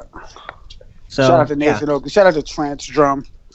Yo, big up everybody in the chat room too, man. It's been a while, man. Ranty, it's good to fucking see you, brother.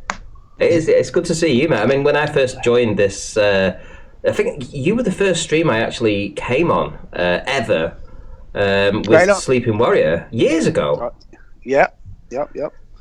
Yeah, man. I remember when Sleeping Warrior came in, and then I remember he was touting about you, and then you came in, and then I just love that you're doing what you're doing, man. You know what I mean? And I remember when you used to get upset with all the ballers too, and like I love how cool and calm and collected you are, bro. You know, it's fucking awesome. We all do that, I think. Come in, you rage, and then you fucking cool down. You know, I was as green as grass when I first came into your channel. Right on, man. And yeah, I'm so, I'm honored that it went down the way it did, man. You know, I love what you're doing. You know, and you guys have stuck through a lot of shit, so I'll big up you guys, man. You know, it's cool to see how it's kind of evolved and the different characters that have come out of the woodwork. It takes a lot to push through because it was relentless back then. I mean, the Flat Earth had very few people on their side. So, really right. Tough. That's why I'm like I'm honored. Like it's so cool to hear arguments that I feel were built over at Flat Earth Court. You know what I mean? Like some of the arguments were established over there, and they just transferred over. And you guys coming along with your own, like the whole vacuum next to how can you have a vacuum next to a container? Like all that different stuff. Just you know what I mean? It's progressed so beautifully, and you guys have done it so eloquently. I like it a lot, man. It's cool to watch, man. It'd have been good if you'd have been around for the ride the whole time, but have you been doing stuff? What have you been up to? Well, you know what, Wes? I remember I burnt myself. You guys are doing it right, man. You guys are doing 2-hour, 3-hour shows. I was doing 8-hour marathons, man. Like, you know what I mean? Like, I got burnt out, bro. I got burnt out and so tired of the discussion. I just was so tired of it. And like, and honestly, much like Arwijn over there, it's like you get frustrated with when people, can't get, pick up what you're putting down. But, I think over time, it's like history shall absolve the Flat Earthers. We've got Aaron Moorfeld in the chat here says that that's how he came across myself and Tony was through you and the show you put out. Oh fuck yeah, awesome, brother. Yeah, dude. I think I remember when you came on. I mean, like I remember when you first got your P900 and you were doing the Blackpool Tower.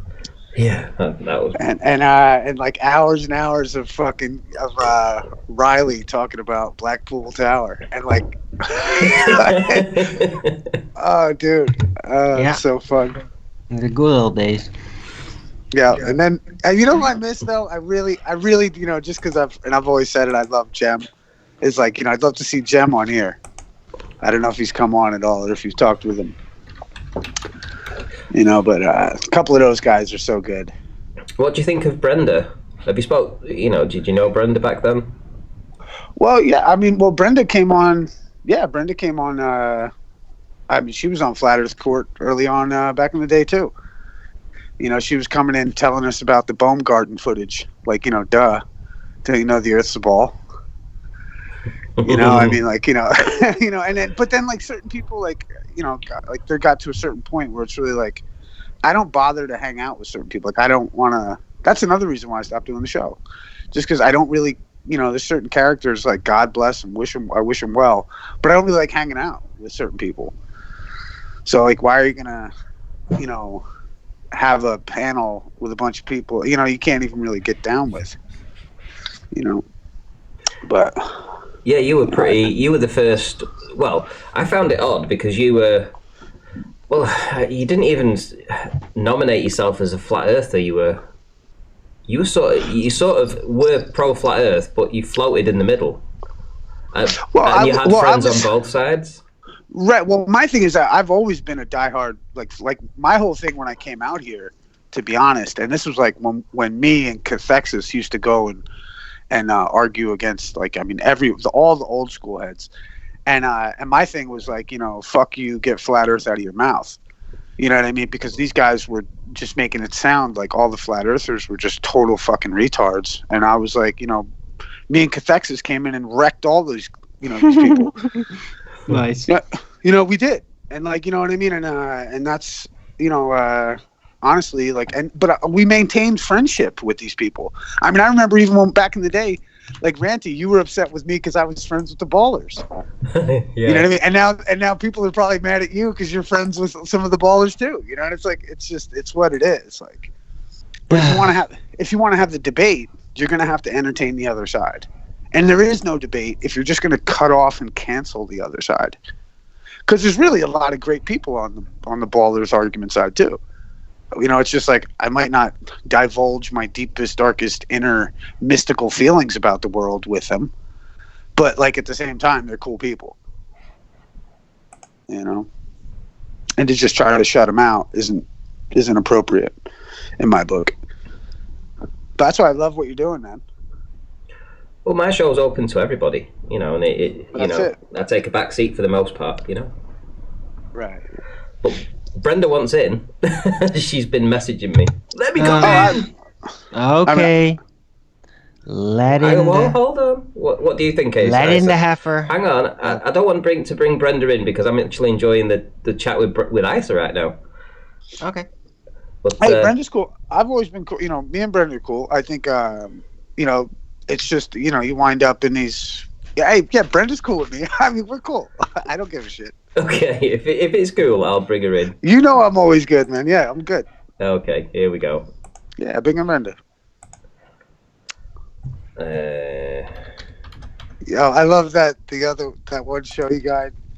Everybody was losing. That was it, Randy. You did the awards or whatever it was, dude. That video you put up had me crying, laughing. Which one? For Nathan? It just had everyone in it that was losing their shit. Oh God, yeah. Oh dear. Oh, bro, I was crying, laughing, dude. Oh man, because it reminded me of like, and I love how I love you. You guys have really done a great job. Like, because I used to often think, I wish I had the time to go back and sort through all the shows that we did, and find the moments where we would show the contradictions. Like, like one time we had Rumpus in, and he was bigging up his friend, this guy Phil, the physicist or something. And so Rumpus had denied all this shit that we were talking about. So we brought in his physicist friend, and his physicist friend confirmed everything we were talking about. So it was like, nice. It was just hilarious because Rumpus was like, you need to talk to this guy because he'll tell you what it really is. And then he comes in and he just agreed with me and Cathexis. We were crying, laughing, dude. And he was at the, he ended up being like an apologist for Rumpus. Oh, it was fucking hilarious. But remember, the Rumpus is never wrong. Remember that. I always looked at it like this. It's like if I ran a pirate, a ship. It's like Rumpus would be the person that you'd get to do the trigonometry, but you wouldn't tell him why we're going anywhere. Like God bless him. You know what I mean? Just you'd have him do the math. What up, Brenda? Good evening. How are you? Doing well. Hello. How you doing? Hey, Brenda. Yeah, I'm doing just fine. I actually had a good conversation for once with Anthony this morning. Okay.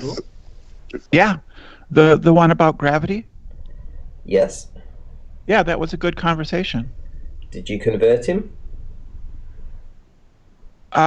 No, I'm not looking to necessarily convert people, just to explain things.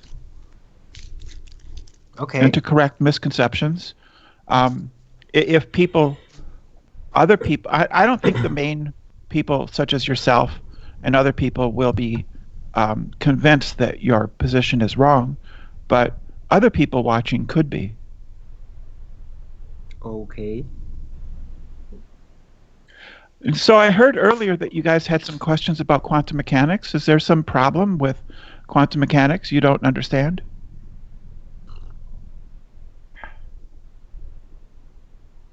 Well, is light a wave or a particle? Is the big debate, I guess, right? It's both. It's a wavicle, right? It's a wave particle. Yes, it's a wave particle. Right. Well, hold has- on a second. Do you think that sounds a little bit silly? Come on. That can't It really doesn't- be both at the same time. That's But because it a is. wave is a thing that happens to a medium, Yeah. like it requires a medium and all that, and particle is it. Yeah. So it can't be both at the same time. That's a contradiction in terms.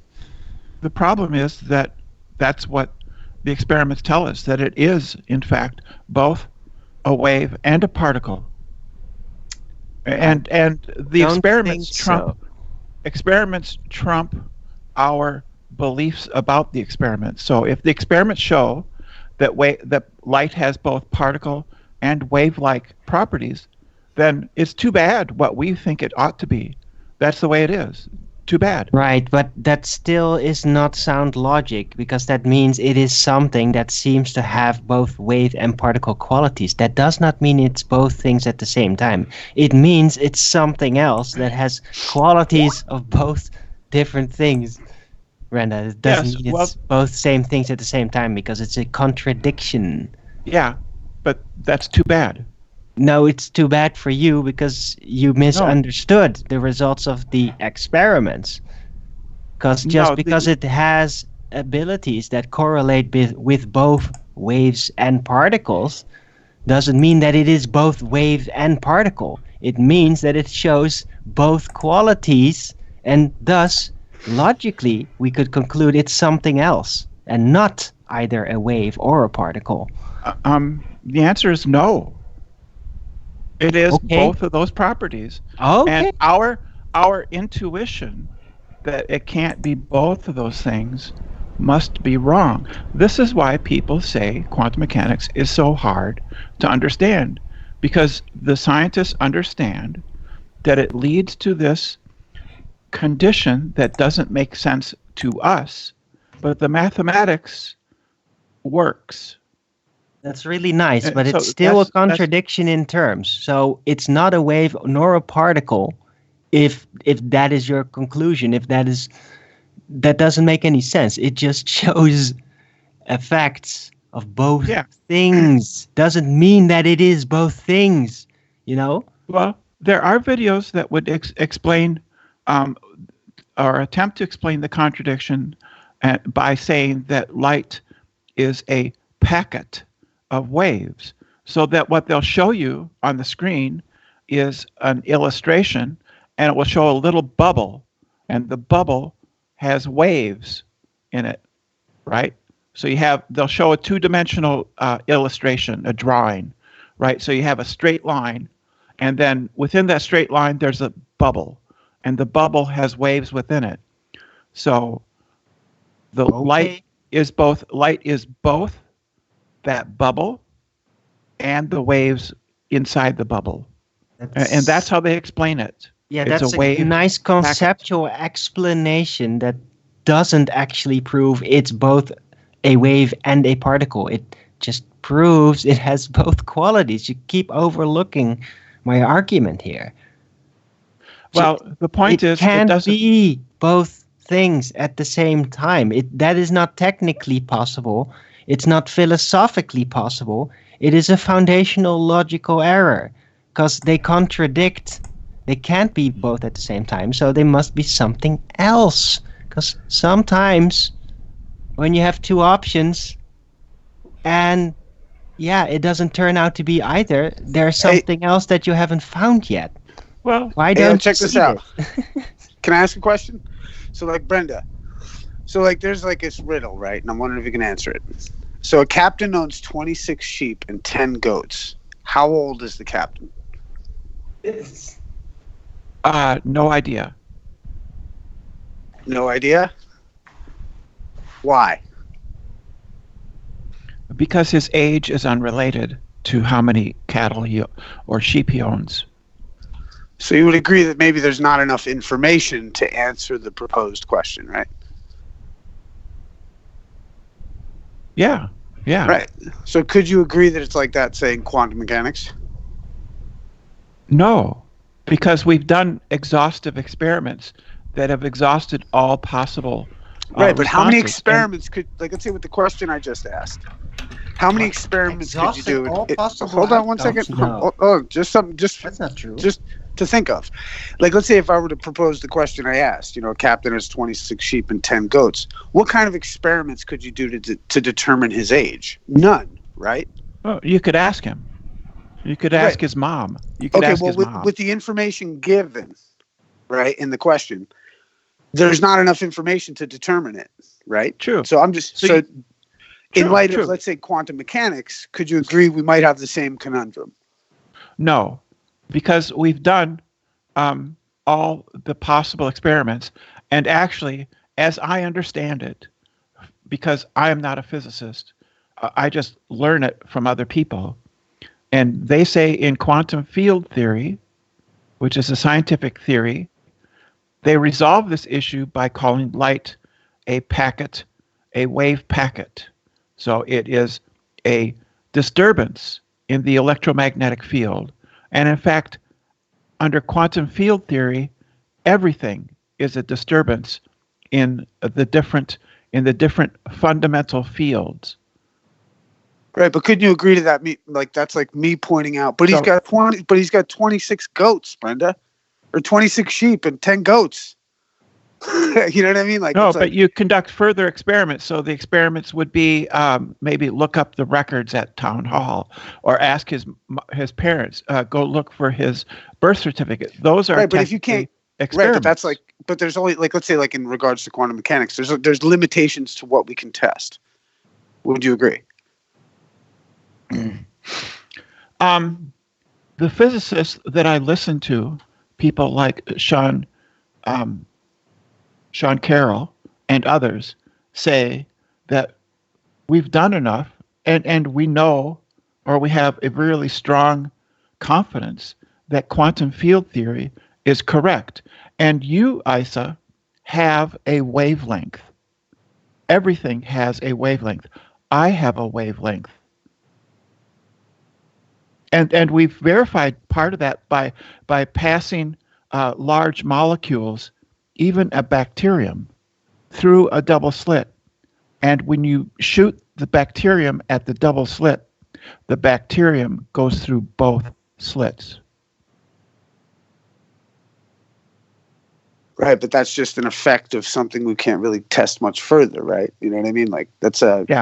We're presuming, and I guess really all I'm proposing, because I really don't have a stance on quantum mechanics in particular, but the idea that, with these subjects, we have, many potentials, and to say that we know them, that we know which one is going on for certain, is almost insane.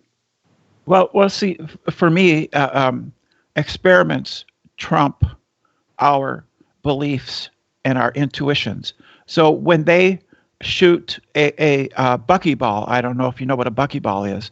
It's a large molecule of carbon atoms, like in the shape of a dodecahedron, and it's fairly large. It's a fairly large molecule, and at least as far as these things go, or maybe even atom, I don't know. They shoot those one at a time through a double slit, one at a time through two slits, and the buckyballs go through both. They go through both of the slits, and they produce an interference pattern on the screen on the other side, and an interference pattern can only happen if something is a wave.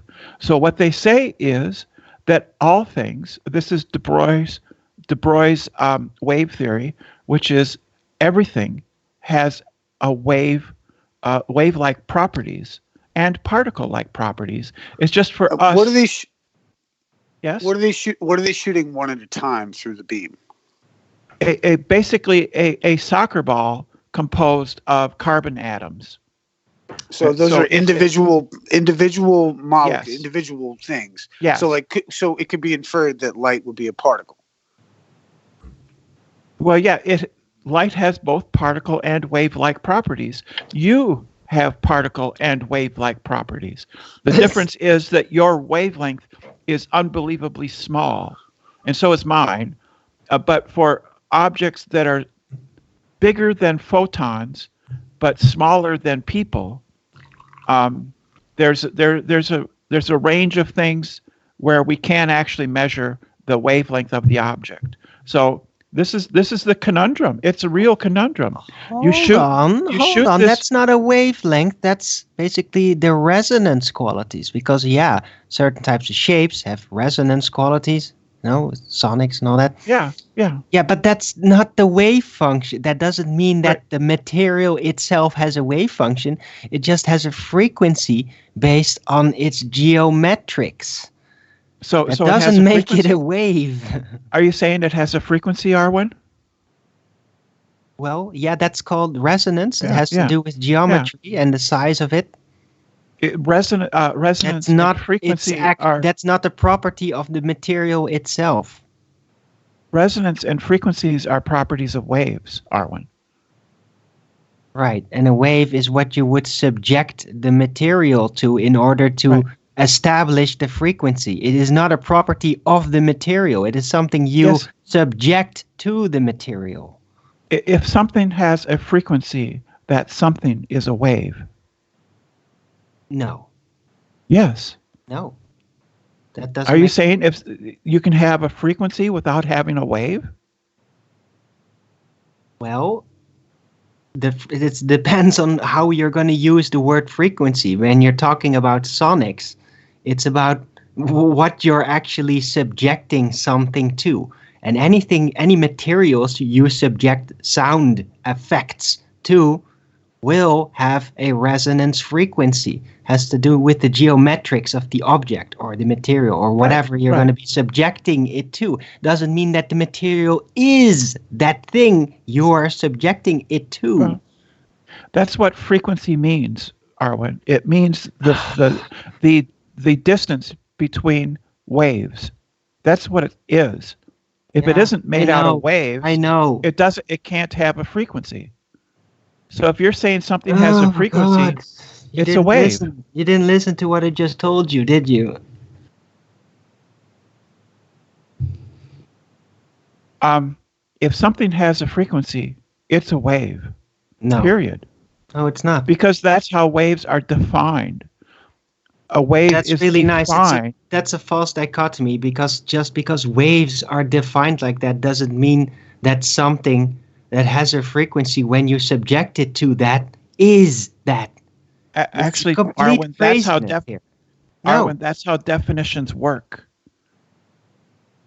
If I define an unmarried man as a bachelor, sound is an effect. It has a frequency. Anything can be subjected to sound. So anything then has a frequency as a secondary effect when you subject it to sound, which is the wave thing you're actually doing, right? The sound is the wave. It's secondary. It's secondary. It's secondary to the matter. It's not secondary. No, it's not secondary. Yes, it is. It's a wave. Right. The wave is secondary. You subject material to the wave. Without the material, there is no wave. It was a great taste, less filling. So, if I define frequency as the distance between the tops of a wave, right? That's what a frequency is, right? Is the distance between two wave crests. That's what a frequency is. So if something has a frequency, it necessarily must be a wave. Sound has a frequency because sound is not a wave. We're describing what things are. Yeah, and you're misplacing assumption here, because you're subjecting things to waves, and then those things get a frequency because they're subjected to waves, the sound waves. That doesn't make those things the wave. Yeah, it actually does. You're a lunatic. So, sound is a wave, and every sound has a frequency because there is a distance between the wave crests, right? Think of a sine wave. It's that up and down, and the frequency is the distance between either the crests or the troughs or any two corresponding parts. That's simply what it is to be to have a frequency. You can't have frequency without waves. Yeah, no shit. That's my argument. What the hell? Well, I said everything has a wave property associated with it. Yeah, So that's right. That's right. When you subject now it you're to a agreeing with wave, me. they have a frequency. Yeah, that's right. Doesn't Yeah. make it by itself a wave. Brenda, Yeah, am I getting through? yes, it does. Yeah. Yes, it does. No, Arwin. it doesn't. Oh my God. Yes, it does, Arwin. No, you're insane. It has all things from photons to people have wave properties and particle properties associated with them. So you have a frequency, and a photon has a frequency. It can't handle What's this anymore, dude. What's the smallest part, let's say, of a wave? Smallest. Well, a quanta. That's the thing. That's why it's called quantum mechanics, because quanta means part. And so waves in quantum mechanics can only come as a quantum of the frequency of light, right? So there is a fundamental limit to how small things can be in quantum mechanics. That's why it's called quanta. So everything has waves, but those waves are particles. What? Yeah. Yes, that's why quantum mechanics is so difficult. That's why it's difficult. Well, no, but It's not Brenda, easy. can't you just? I agree. Well, right. It doesn't make sense. But Yeah, that's no just the way shit. it What is. you said doesn't make sense. Yeah, that's right. Yeah, but that's too bad. That's the way the Nonsensical. world You're just works. talking gibberish. This is complete lunacy. Sorry, Issa. Okay. You try to do what you need to do. I just can't. No. I just It's no. I okay. mean, it's a. Well, like I was just, and this is why I just even highlighted. Let's say, just even to Brenda, it's like this is why, I mean, I take no position on this. There's no stake in it, but because I think we don't have enough information to truly digest it. But I like the debate and I like the discussion. But the point is that if the smallest part of a wave can be likened to a particle, even if it's a little wavy, you know what I mean? If it's a unit, then that would be its smallest, that would be quote unquote what it is. Like I could say you're made up of a bunch of atoms. So if I can say a wave is made up of a bunch of particles, then light would be a particle. But I don't take a stance on it. But I'm just trying to say, this is where at least if we can all agree that none of us know. And that's why I brought up that weird little, about the captain, because I don't think we have enough info. Sorry. The fundamental problem is a misunderstanding of mechanics here. Waves are secondary. The material is primary. Yes, that's how it really works. Well, the thing is, Arwen, is that there really isn't a medium for light. It has its own medium. It has its own medium. No. There's no ether. There's no medium. Well, maybe the material is the medium for the light to pass through it and be absorbed by it, be reflected, be deviated, be refracted, be all kinds of things. I'm pretty sure transparent material is the medium for light. Can I just read out this? Can I just read out this super chat? It's from Unicorn Laser Eye. She says, "Quantum mechanics ascribes a special significance to the wave packet. It is interpreted as a probability amplitude." Yeah, that's what I've been saying. It's a wave packet. Okay. Sure. Yeah. Well, that's another concept. That's not the same thing as just general waves, as what is sound is, and frequencies. That's the thing that you were taking as an example, right? Just because things have frequency doesn't make them a wave. It makes them be subjected to sound and then have a certain type of resonance with that. And that's called the frequency of it. Let me run this by you, Arwen. If all unmarried men are bachelors, and I say Bob is an unmarried man, then I know that Bob is a bachelor. So if all waves have a frequency, and I say that Bob is composed of waves. I can know that Bob has a frequency. So frequency necessarily implies a wave, just like being unmarried necessarily implies you are a bachelor. I don't even know where to begin with the fallacies on this one. That's giving me a headache. I'll leave it to John to figure that one out. Jesus. Well, that's just how definitions work. There's no fallacies. Pretty certain this is not written down somewhere except by you. It is because that's like. Hold on though. But like I don't know if it works because like I feel in a way, it's that like kind of it's like that fallacy, you know what I mean? The like it's a affirming and consequent kind of thing, because fractally expanded. It's crazy, man. But no, I mean it's an interesting point though, because your first analogy about the, if Bob's unmarried, then he must be a bachelor. But I don't know that equates, because that's kind of like, well, the Earth is, we have gravity because the Earth is a ball. You know what I mean? Oh, it's no. like it's kind of like one of those, like, I feel like we're reaching in that territory. We don't have gravity because the Earth is a ball. We have gravity because the Earth has mass. Well, that's another dichotomy. I mean, we could open that can of worms if we want. It's probably more relevant. No, but it's not fallacious. Definitions aren't fallacies. I don't think. Yeah, no, that's not what I'm saying.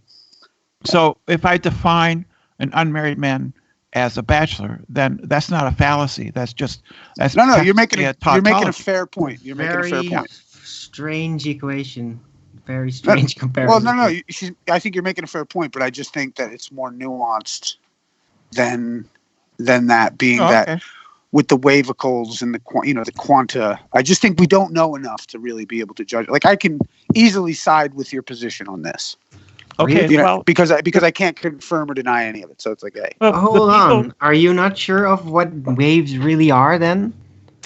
Wave is an effect, right? Remember, hold on. The question is what is light? The question is what is light, not what a wave is or the question is what is light? Is it, and if you're going to break it down into the dichotomy of, I'm down with the synthesis of the wavicle, but I'm just saying, like, you could have the two separating positions of the wave versus a particle, or you can blend them together in some hybrid Christian, I don't know, religious. Well, no, I mean, it reaches like religious proportion. I mean, when you're getting into these things that you can't explain or experiment on. I don't know. Whatever it is, I think it's just something else. It's just neither. Well, the physicists that I respect and listen to say that quantum field dynamics is very. They have a high degree of confidence because nothing is ever proved absolutely in science, but it's way up there in their high degree of confidence that they're very certain that quantum field dynamics is in fact how the world works. And within quantum field dynamics, light has both particle and wave-like properties, and it comes in wave packets, quanta of energy. What is the percentage of correlative outcome? How well have they? How far have they come? They're very confident. It's kind of an arbitrary position. To something like 20 digits past the decimal point. That high of a degree of confidence. Wow. So what? 20 digits? That doesn't make any sense. I don't know if that number. Percentages. That there's not that many digits. No. 9.99999999999%. 9. Okay. So that's almost 99. 10%. I'm sorry. Okay. 99. 99.99999. Really? Do you have any very high examples of this?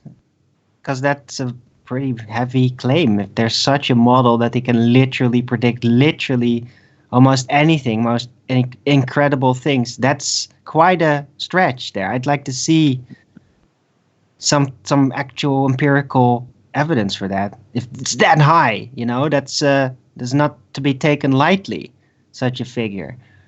So could you present some of that? Well, Is it there's just some. hearsay? No.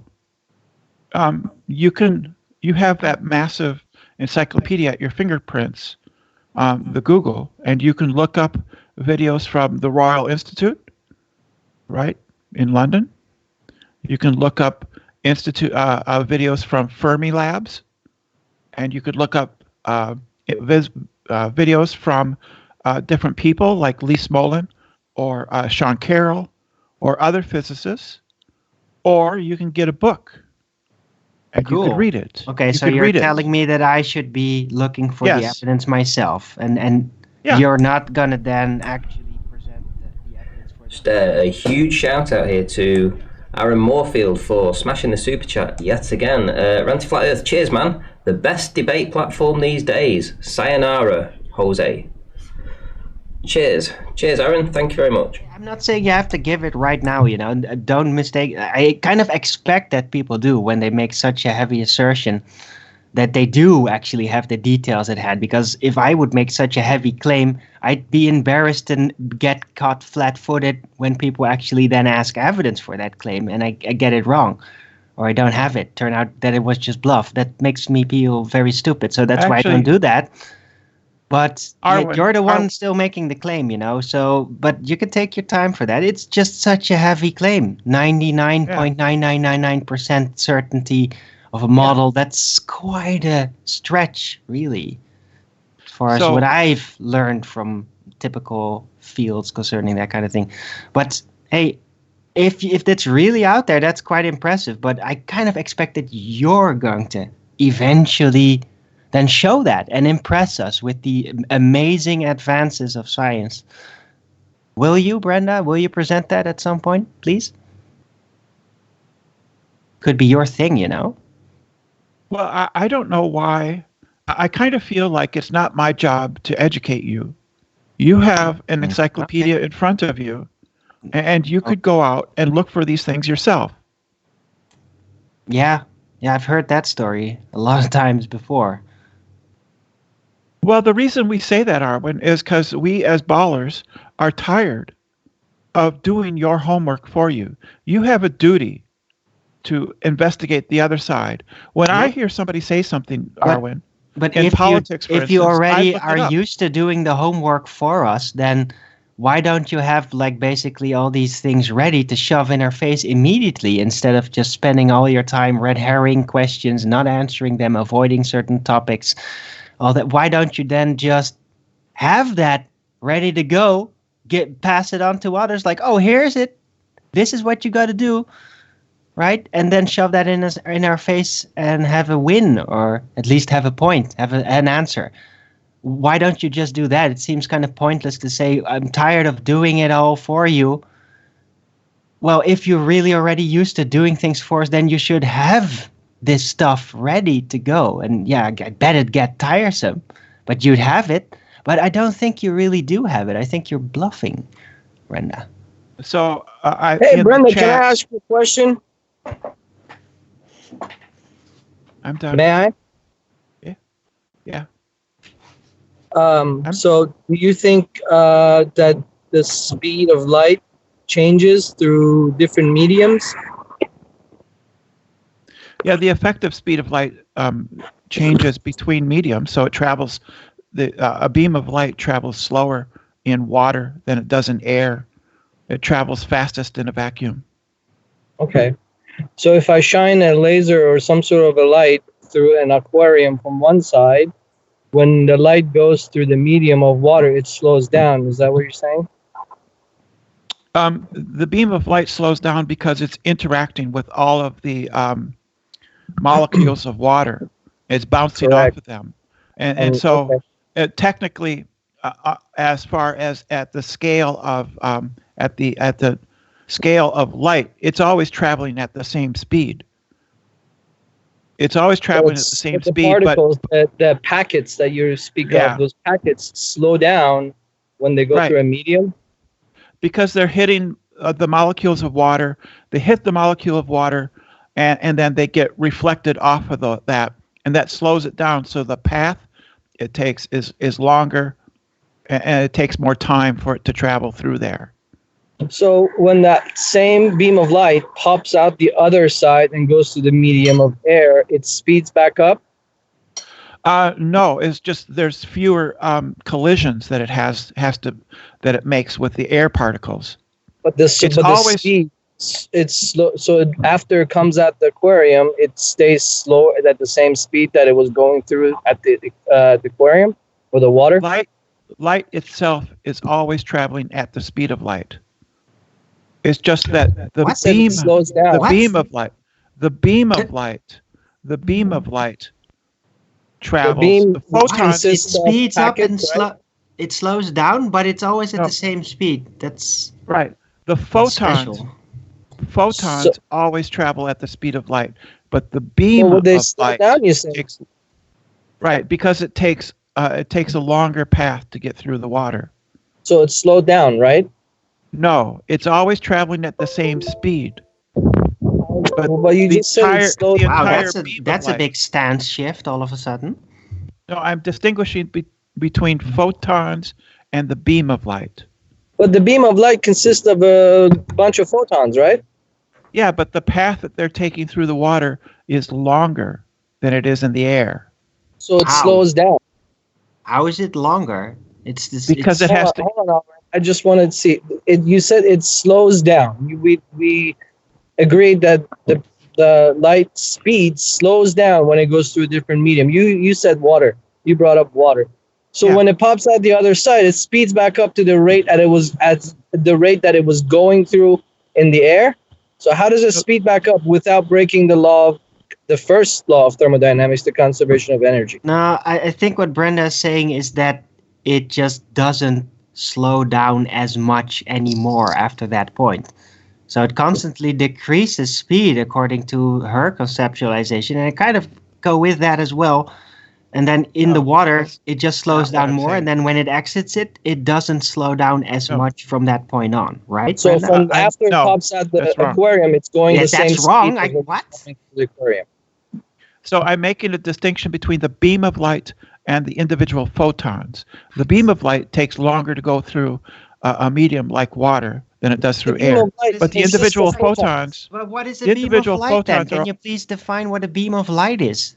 That's very confusing. I thought that a beam of light is these particles, particle waves or whatever. That's what a beam of light is. It's all. Yeah, so it is particles then. Why is it different from particles? Why do particles do one thing and a beam does something else? That doesn't make any sense. If the beam is particles. Because those photons are bouncing around.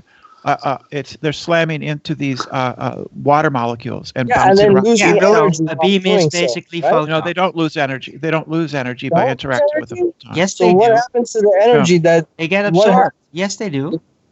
No, they don't. Yes, they do. They get absorbed.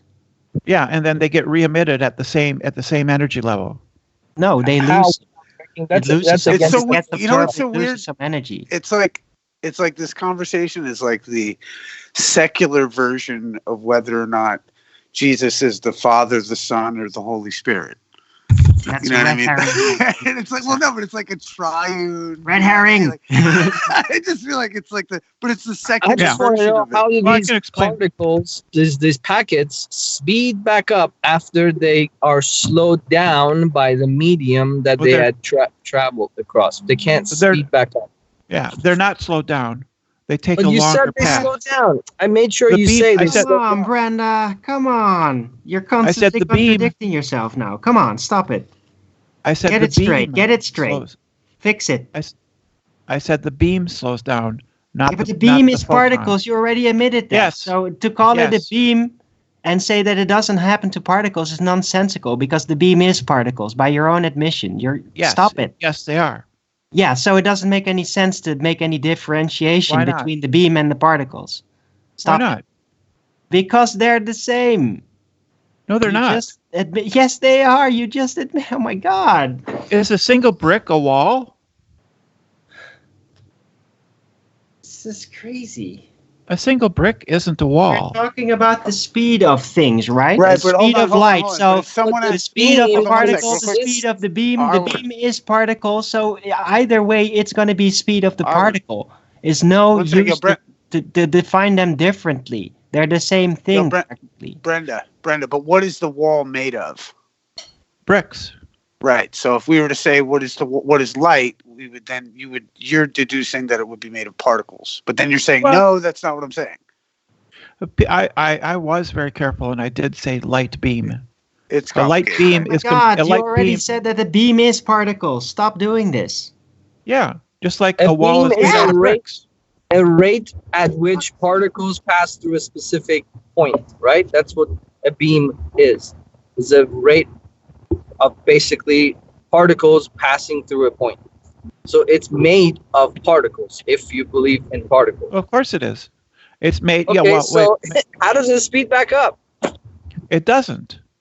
But okay, so light, after it goes through an aquarium, it remains the same speed as the speed that it was going through when it was going through water, even when it's going through air. Right. Yes, it just doesn't slow down as much from that point on. Right, but the reason it will take longer for it to travel from one end of the aquarium to the other is because it takes a longer path to get there than it would have if the aquarium was just air. No, it's a space longer doesn't path. bend because of. Well, it bounces the light. No. The light photons bounce around from and get absorbed and reabsorbed by the water that's in the aquarium. Right, so the energy is lost. That's definitely there. Yeah, of course. No, that's not how atoms and quantum mechanics works. When an atom absorbs a photon, it absorbs its energy, and then one of the electrons gets kicked into a higher energy shell, right? And then that energy shell decays, releases the energy, and it's the same. And because everything is quantized, it isn't continuous, it's quantum. That energy that's released will be the exact same amount of energy that came in. Yes, that's how atoms work. Okay, well, maybe that's how they conceptualize that. I don't know if it is. I have to ask John, but it doesn't make any damn sense to me. If there's no proof of any direct interaction like that, then it's a superfluous system. It's just a claim. You just can't have something slow down and then speed back up. But I don't think it does. It doesn't slow down. Anon, I don't think it does. I don't think that is conceptual. I don't know who came up with that it speeds back up. It's just that it slows down as it passes through the medium that is thicker, the water, and as it exits on the other side, it's still slowed down. It still has the deviations, the distortions, whatever that is. And then it just doesn't slow down as much through the entire medium after that because it's air again. That's how it works. It doesn't actually speed up again. I don't know who came up with that. So if I have two aquariums, one's full of water, one's full of air, I shine two beams of light, a beam of light through one and a beam of light through the other. The beam of light shining through the aquarium filled with water will take longer to get through the aquarium than the one with air. And the reason why is because the individual photons of which the beam of light is made take longer to get through because they have to travel a longer distance because they're bouncing around between water molecule and water molecule. Okay, sure. So they slow down. That's another word of saying that they never slow down. Well, if they effectively have to take a longer distance, right? They do slow down effectively. Maybe it's not a specific vector speed that is then slowing down. Maybe this kind of basically bypassing the claim that a direct vector speed is not slowing down. It's just taking a longer route because it's now swirling around through that pathway. Yes. But that effectively still slows it down, though. Arwijn, if I have very weird conception, by the way. But Arwijn, if I have a race between two people down a hallway, and one person just races from one end of the hallway to the other, and the other person runs down the hallway, but they have to stop at every door along the hallway, and stop and pause briefly to get absorbed, and then they enter the room, and then they leave, and they enter the room, and then they leave. The one that goes straight down the hallway is going to get to the end first. Yeah, but that guy has a leg. Yeah, but they didn't have to take a longer path. They were just delayed, though. But I get it. I get your point. It's a longer path. It's a longer path to have. Yeah, to, that's Right, really but nice, speed but is- effectively isn't it's going to speed- slow it down. Isn't speed over about distance and time though? well, yeah, because the individual photons. So therefore, technically, it slows down. Yeah, It slows down. It effectively And you slows have it down. to Technically, notice- according to Brenda, it's taking a longer path, but effectively, it's slowing down. The actual vector speed, But vector you speed might be slows right. down. She might be right in the sense that, I mean, the point is that you're right. Maybe it's traveling from door to door, let's say, for the analogy's sake, at the same speed. But effectively, because speed is technically distance over time, right? Or, whatever it's involving distance and time. So therefore, you'd have to admit that it slows it down. But Yeah, the vector. photons don't have legs, so they don't have. Where do they get the energy again? A person is walking. Well, that's another. A car that's has a another combustion subject. engine. What the fuck? Yeah, it's Well, another I'm issue just though. saying. But I hear what you're saying. Please Though. I hear round what up you're the subject first before we photons dig have into something energy. else. That's what So a photon photons is. store energy. No, they don't store energy. They are Where do energy. they get it from? They They don't are store. energy. Yes, they don't store energy. How much they energy are do they? energy. A So quantum. photon is the energy. Yes, a quanta of energy. That's what they are. Does that energy run down, or is just No. always at Yeah, it zero? does. No, it does No, run it down. never runs down. Yeah, it does. It never runs I down? am saying it does because I don't You're think wrong. it has an indivisible Never runs down. nature. You're wrong, Arwin. Yeah, Photons- sure I am. Yeah. An individual photon can travel billions of light years, and it will never So it has lose a bit of energy. unlimited Proof. energy. There's so much proof for that. Just look up at the sky and then assume it's that Unlimited distance. energy. Is that what you're saying, Brenda? It has What? unlimited energy. No, Like, it's a single quantum of energy. A single Okay, and photon does it is the smallest quantum. A photon is the smallest piece of energy that you can have. Okay, Registerable piece. can It's you the prove- smallest Does it get spent? registerable piece. Hang on, I just would Not- like to clarify that. Could you prove that by means of documenting this phenomena for 1 billion years? I mean, have you been around for that length of time to prove that claim? So we know how distant certain objects in the nighttime sky are. We know how far away they are, right? And so we know that that we receive at our telescopes individual photons coming from that star or galaxy or whatever, right? And so we know how far away they are. And there's nothing inconsistent with our understanding of the nature of light to say that photon that we get in the telescope left that star billions of years ago. Okay. So, hey, is the energy that photon is it spent at all? Like, is it being used, or is just like a packet of energy that never gets spent? Right. Well, it would get spent if it gets absorbed. Like by the water? Yeah. Okay. Right. And so, it the gets energy absorbed, the energy and then, gets yeah. and then it gets it back again? Yeah. From where? So it lost some of the energy, and then where does it get it back? How does it get it back?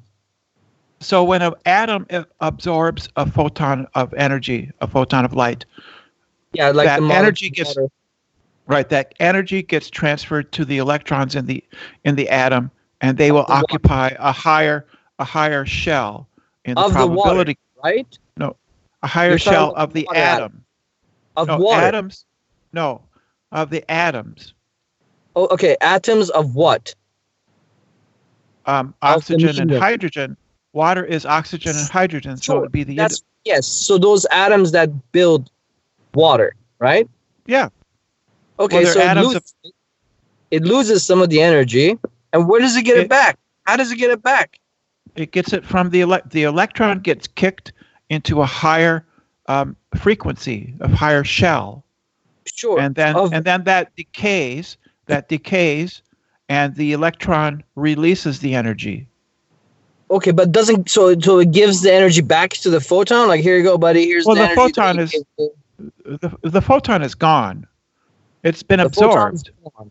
So but when the electron decays, it the light emits. goes through the light goes. I mean, I would understand when you say the photon is gone if it hits something that's not transparent, like if it hits gets a wall. absorbed. But in water, okay, so it gets absorbed, so it's gone, right? The Right. light just gets eaten Right. up. So the other But ones then- that come out through, they just pop out at the speed that they were going before they entered the water. No, light always travels at the speed of light. So the electron absorbs the photon. So now the electron has the energy that the photon had. It's in a higher shell around the oxygen or hydrogen atom. And But that doesn't hit the photon. I'm concerned about the photon. Just listen. Then the electron decays and it releases that energy. It emits a photon. And as soon as it emits the photon, photons always travel at the speed of light. And it always have Where do they get a the energy? quantum of energy, right? So how does it have unlimited energy? Well, it doesn't have unlimited energy. It has the energy it got when it absorbed the photon. No, the photon that was released from a flashlight, let's say, it comes out, it has a set amount of energy that's unspentable. From a flashlight, the way flashlights work is you pass electricity through a wire, through a substance that excites the electrons in the material. The electrons become excited, and then they decay and they release photons. And when the that photon has unlimited energy. No, it has a quantum of energy, and that energy, it will always have that energy until So it encounters it. That's my point. It always has that fixed amount of energy.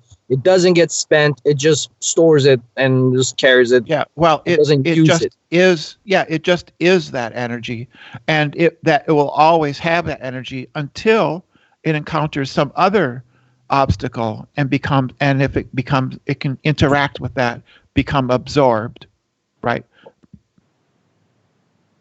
So the reason that a ball is red or an apple is red is because the apple is absorbing all of the frequencies of light that are hitting it, all of the photons, except for the red. You see it as red because red is the only photon that it So wait, photons have colors? emits. It's a frequency. It depends on their frequency. So it's a wave. Because you were telling me Yes. earlier that, okay, so it's a wave. So what's this particle both. about? It's both. You can't have both. Yes, you can can. only have. It's the a, universe that's begs.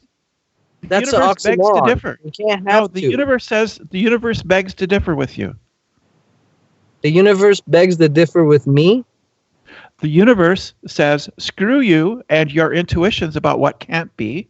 I'm going to do this way, and you can go, go Fuck myself. pound I'm sand. pretty Go sure pound the sand." universe is not a sentient Or- being. No, of course not. The theory is wrong.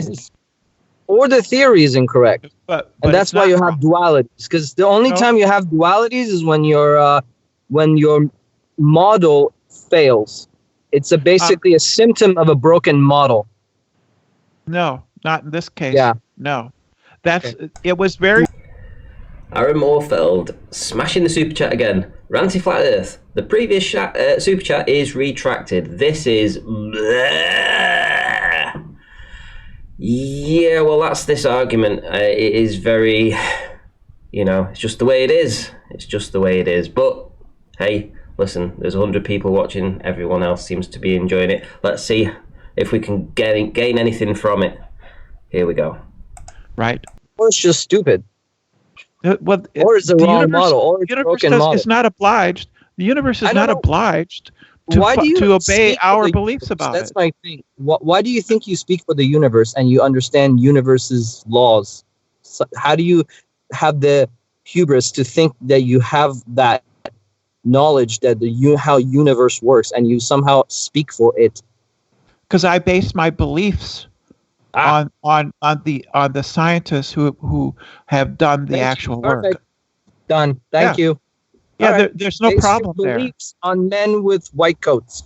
Got it. Yes. Yes. All right. Perfect. Yes. Thank you. I'll go on mute.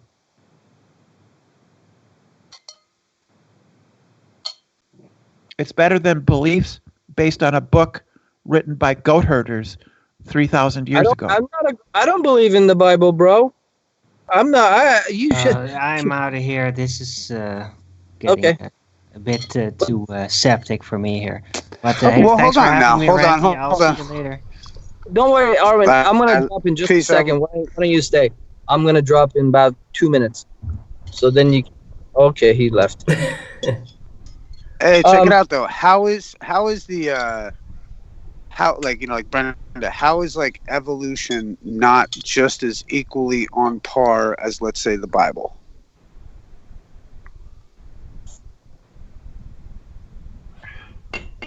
I apologize. I'm having supper. No worries. Hey, Ranty, thanks for the invite, man. I have to go home now. I gotta go be with my kids. No worries, Hey, mate. peace, brother. Yo, Thank who's you. that? Well, Anon Moto. Who was that? Oh, forgive me. I couldn't. Memento, por favor. Excuse me. Who was the other brother that was on the call? Anon Moto. Anon Moto. Oh, you're right on, man. Yeah, good talk. I heard you in the show Ranty was streaming. Yeah, good stuff, man. Nice to chat, man. Nice chatting with you, buddy. Yeah, brother. Bye bye. Yo, peace. So as far as oh, go on. You heard what I was saying. Go on, Brenda. you had questions about evolution. Evolution is the idea. How is it not like the Bible? it's not a book written by men. It's a description of how the world works, how biology works. Right, but isn't, like, let's say, Genesis just as good? No. Why? Which creation Genesis did you mean? The first one or the second one?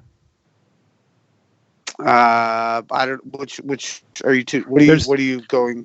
What are you? There are two creation accounts in Genesis. There's the first one and the second one, and they have different orders in which things were created. So which one is the correct one? The one where it says God created everything. But they both say that. Okay, so both of them then. Kind of like a wavicle. But both of them, whatever. But both of them are they contradict each other because they say they have different orders of creation. Things were created differently. Right, but don't wavicles do that too? Sure, but we've tested and retested quantum mechanics, and we can't get rid of it. So what about evolution? Evolution is just a theory, right? No, it's not just a theory. It's a scientific. It's a scientific theory. It's a scientific theory. So right. It's not It's not an Apple. It's a Macintosh. No, you know what I'm saying? Scientific theory. What people mean colloquially by theory is I just have a guess, and so science is not a guess. Well, like the Big Bang is a guess, right? No, it's not.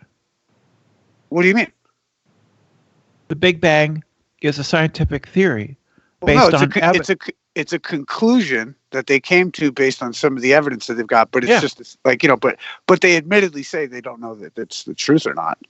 Well, yeah, that's what all of science is all of science is conclusions based on evidence. Right, but those conclusions are just mathematical concepts drawn out from limited variables. Like, for instance, our question before about the captain. He's got 26 horses and 10 sheep. How old is the captain? Like, we don't have enough information. I think science readily admits that they don't have enough information to confirm evolution. But for instance, you believing evolution are in the same bag as the people who accept Genesis. No. Are you sure? Right, because one is a myth and the other is science. Well, evolutionism, it's a theory. It could be proposed to be a myth. No, myths are not theories. Well, I mean, where's the missing link to humanity and the last generation of apes and stuff? Which one? Isn't there a missing link? No. There's not a missing link. No. Are we sure about this? Yes. Is this something new? Yes, there's been decades and decades of research by paleontologists into the human origins, and we have copious, lots and lots of evidence to back up human evolution. Well, we have Right. evidence that Jesus existed, right? Okay, sure. Right. So, and he, like, let's say, so if it's proposed what Jesus was, and there's evidence to support it, why do you reject Christ? I don't reject that Jesus might have existed.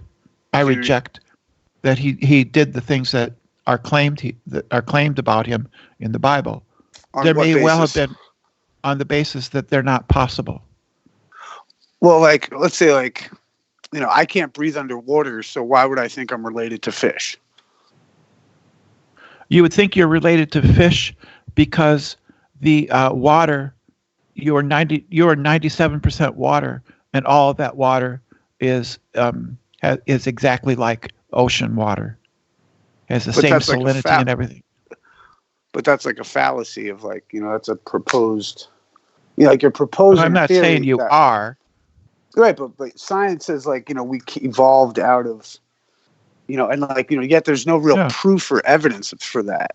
Well, there is evidence for human evolution. Yes, we Right, have but there's the but past. there's also we have the it's- fossils. We have the fossils. Right, but it's rejectable under the premise that you're talking about in evolutionary terms. I don't know what you mean by rejectable.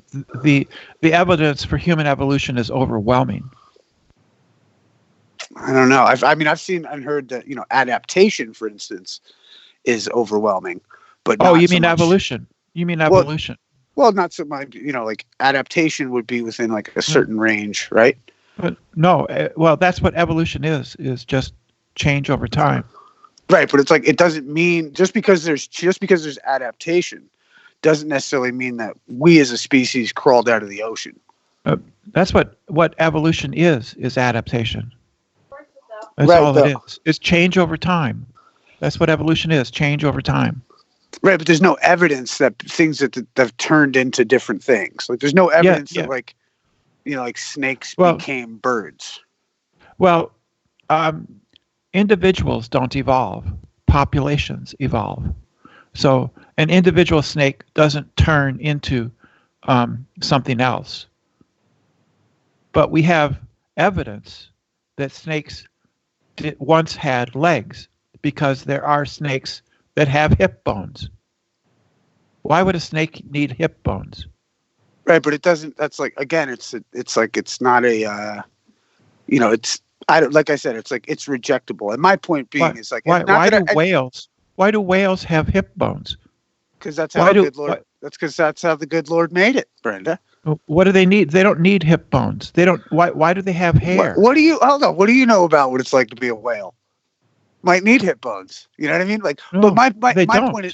point is this, though, Brenda, is that evolution, to some extent, like, let's say to myself, right, is just as much a fairy tale as, say, knowing how the universe started because of any particular book. And I happen to have faith in some of the books. I just, I don't, I'm scientific enough to be able to not take a firm position, on it. But I just think that evolution could be equated to somebody, someone who believes in evolution has to, have some semblance of faith, either in what they've read about evolution, or, and someone who believes the Bible has to have faith. So in more, in the grander sense, the two camps are very alike.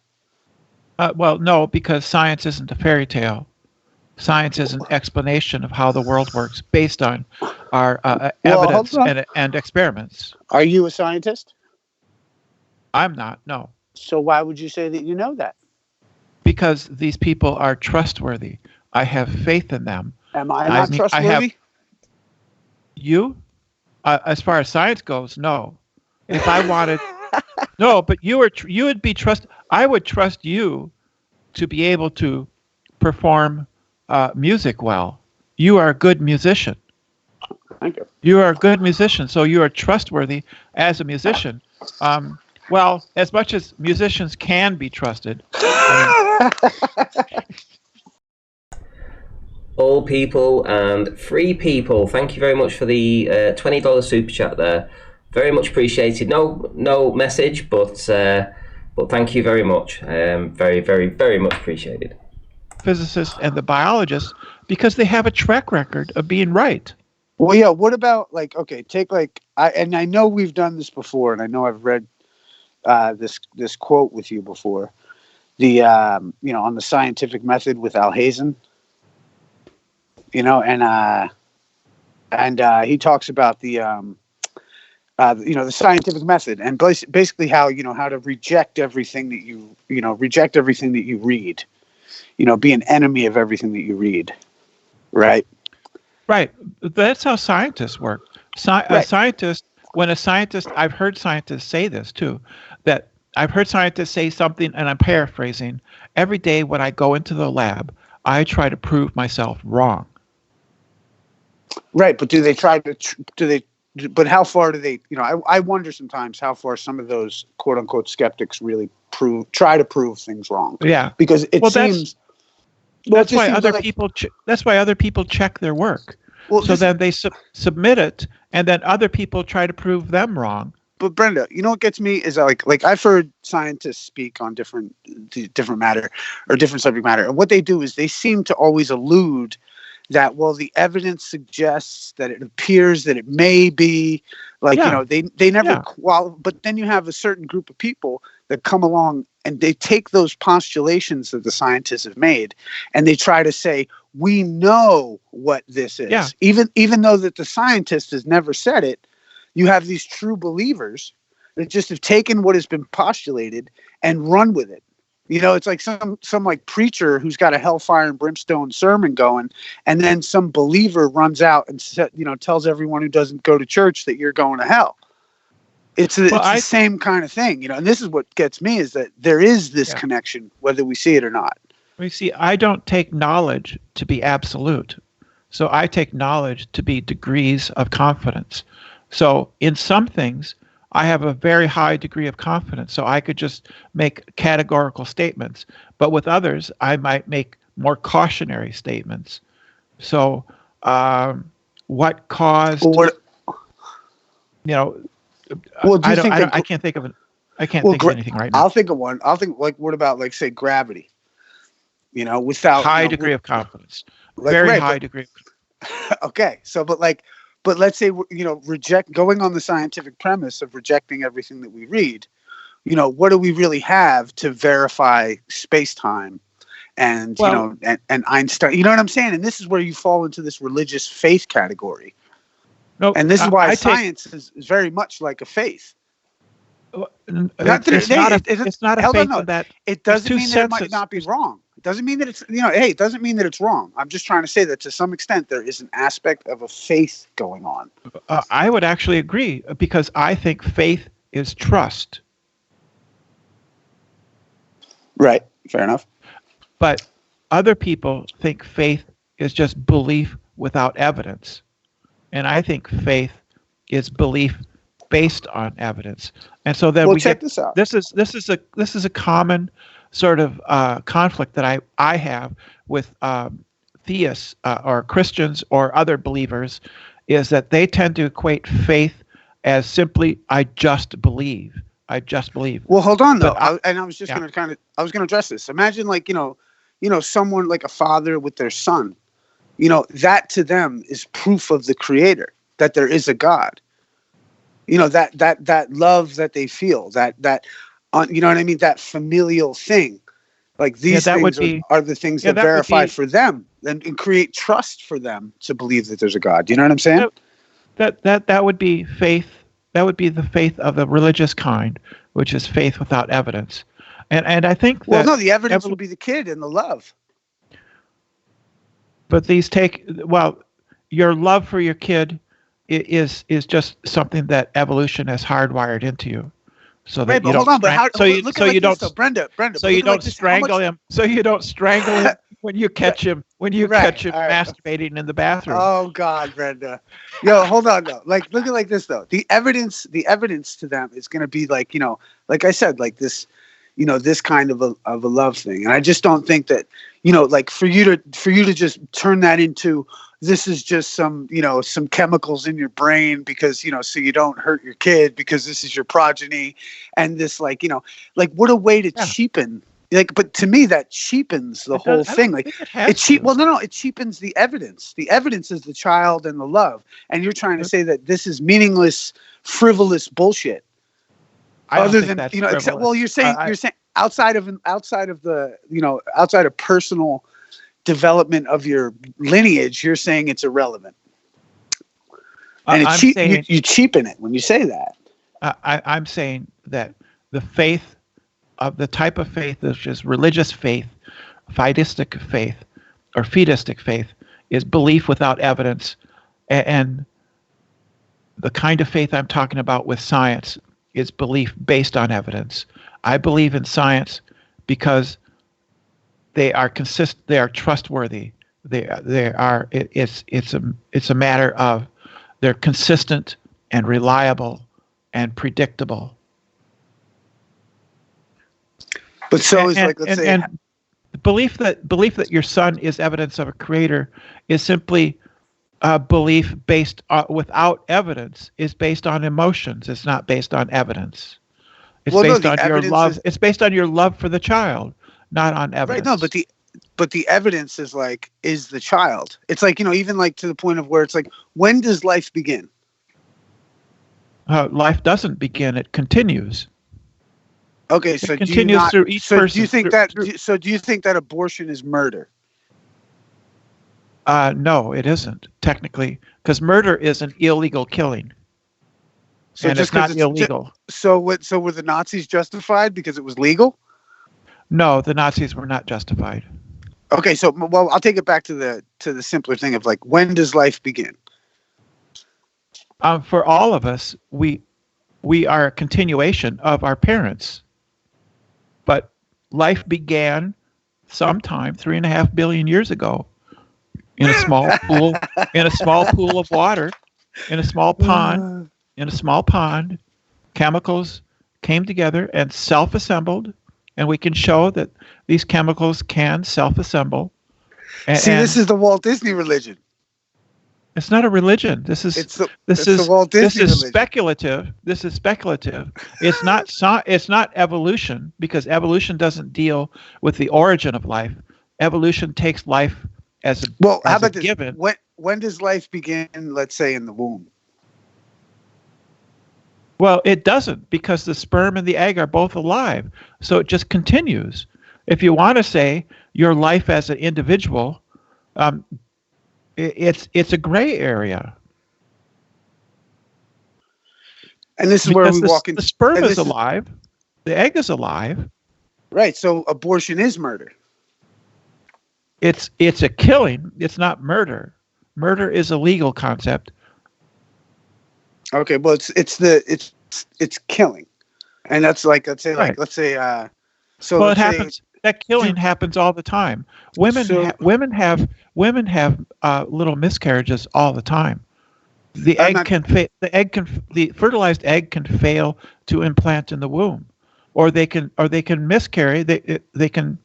It can fail to stay in the womb, or she can have a lot of things can happen. You can have ectopic pregnancies. You can have all kinds of conditions in which the fertilized egg is either dies or gets rejected from the womb, from implanting. That happens all the time. Right. And is there a reason for that? Well, I don't want to break it down too much. There are reasons. Well, I get you're right. There are reasons. There's diet. There's all kinds of stuff. There's diet, right. Health, stuff. Of course, of course. Chemicals. But could we at least agree though that when we get down into those finer points to some extent, science want to know my position? Really, this is a moral question. You want to know my position on abortion? I think abortion should be safe, legal, and rare. Cool. Yeah, I mean, I'm not gonna. I was just curious in the concept of. When do you propose life exists? Because I think these are the questions that, I think this is where I think a fertilized egg is is a living being, but you're not really a person, I don't think, until you're born. Right. I just think of it like these are where, this element of like, we really don't understand, I mean, I appreciate your perspective. I tend to agree with it. Both elements are alive and I like that. But I think like, let's say science has this, cold calculated perspective on it to some extent of like, some people disagree with you in the sense that like, there isn't really life or whatever like that. I guess that these dates are correct. Well, there's there's all kinds of evidence. What are you talking about? Well, we don't have, like, let's say carbon dating can only go back how many hundred years? Like 52, about 20. I don't know, what is it? Something like 20 or 40,000 years. I can't remember which number is correct. But so it's not based on carbon dating. It can be based on potassium argon radioactive decay. So there are other elements. Right, but that radioactive decay carbon presupposes that there's a first time of a Big Bang, no, right? But it presupposes that these elements all of the elements that are heavier than hydrogen were created inside stars.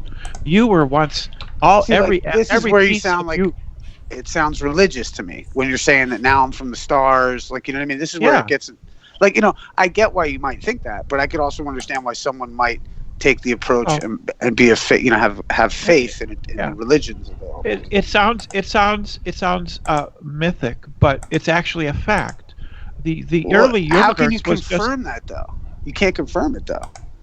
How could it be a fact if you can't confirm it? Well, because we know how nuclear chemistry works, just like we know how physical chemistry works. We know what goes on in stars because just because we understand chemistry doesn't mean that we understand stars. Like, do you think we know the weight of Polaris?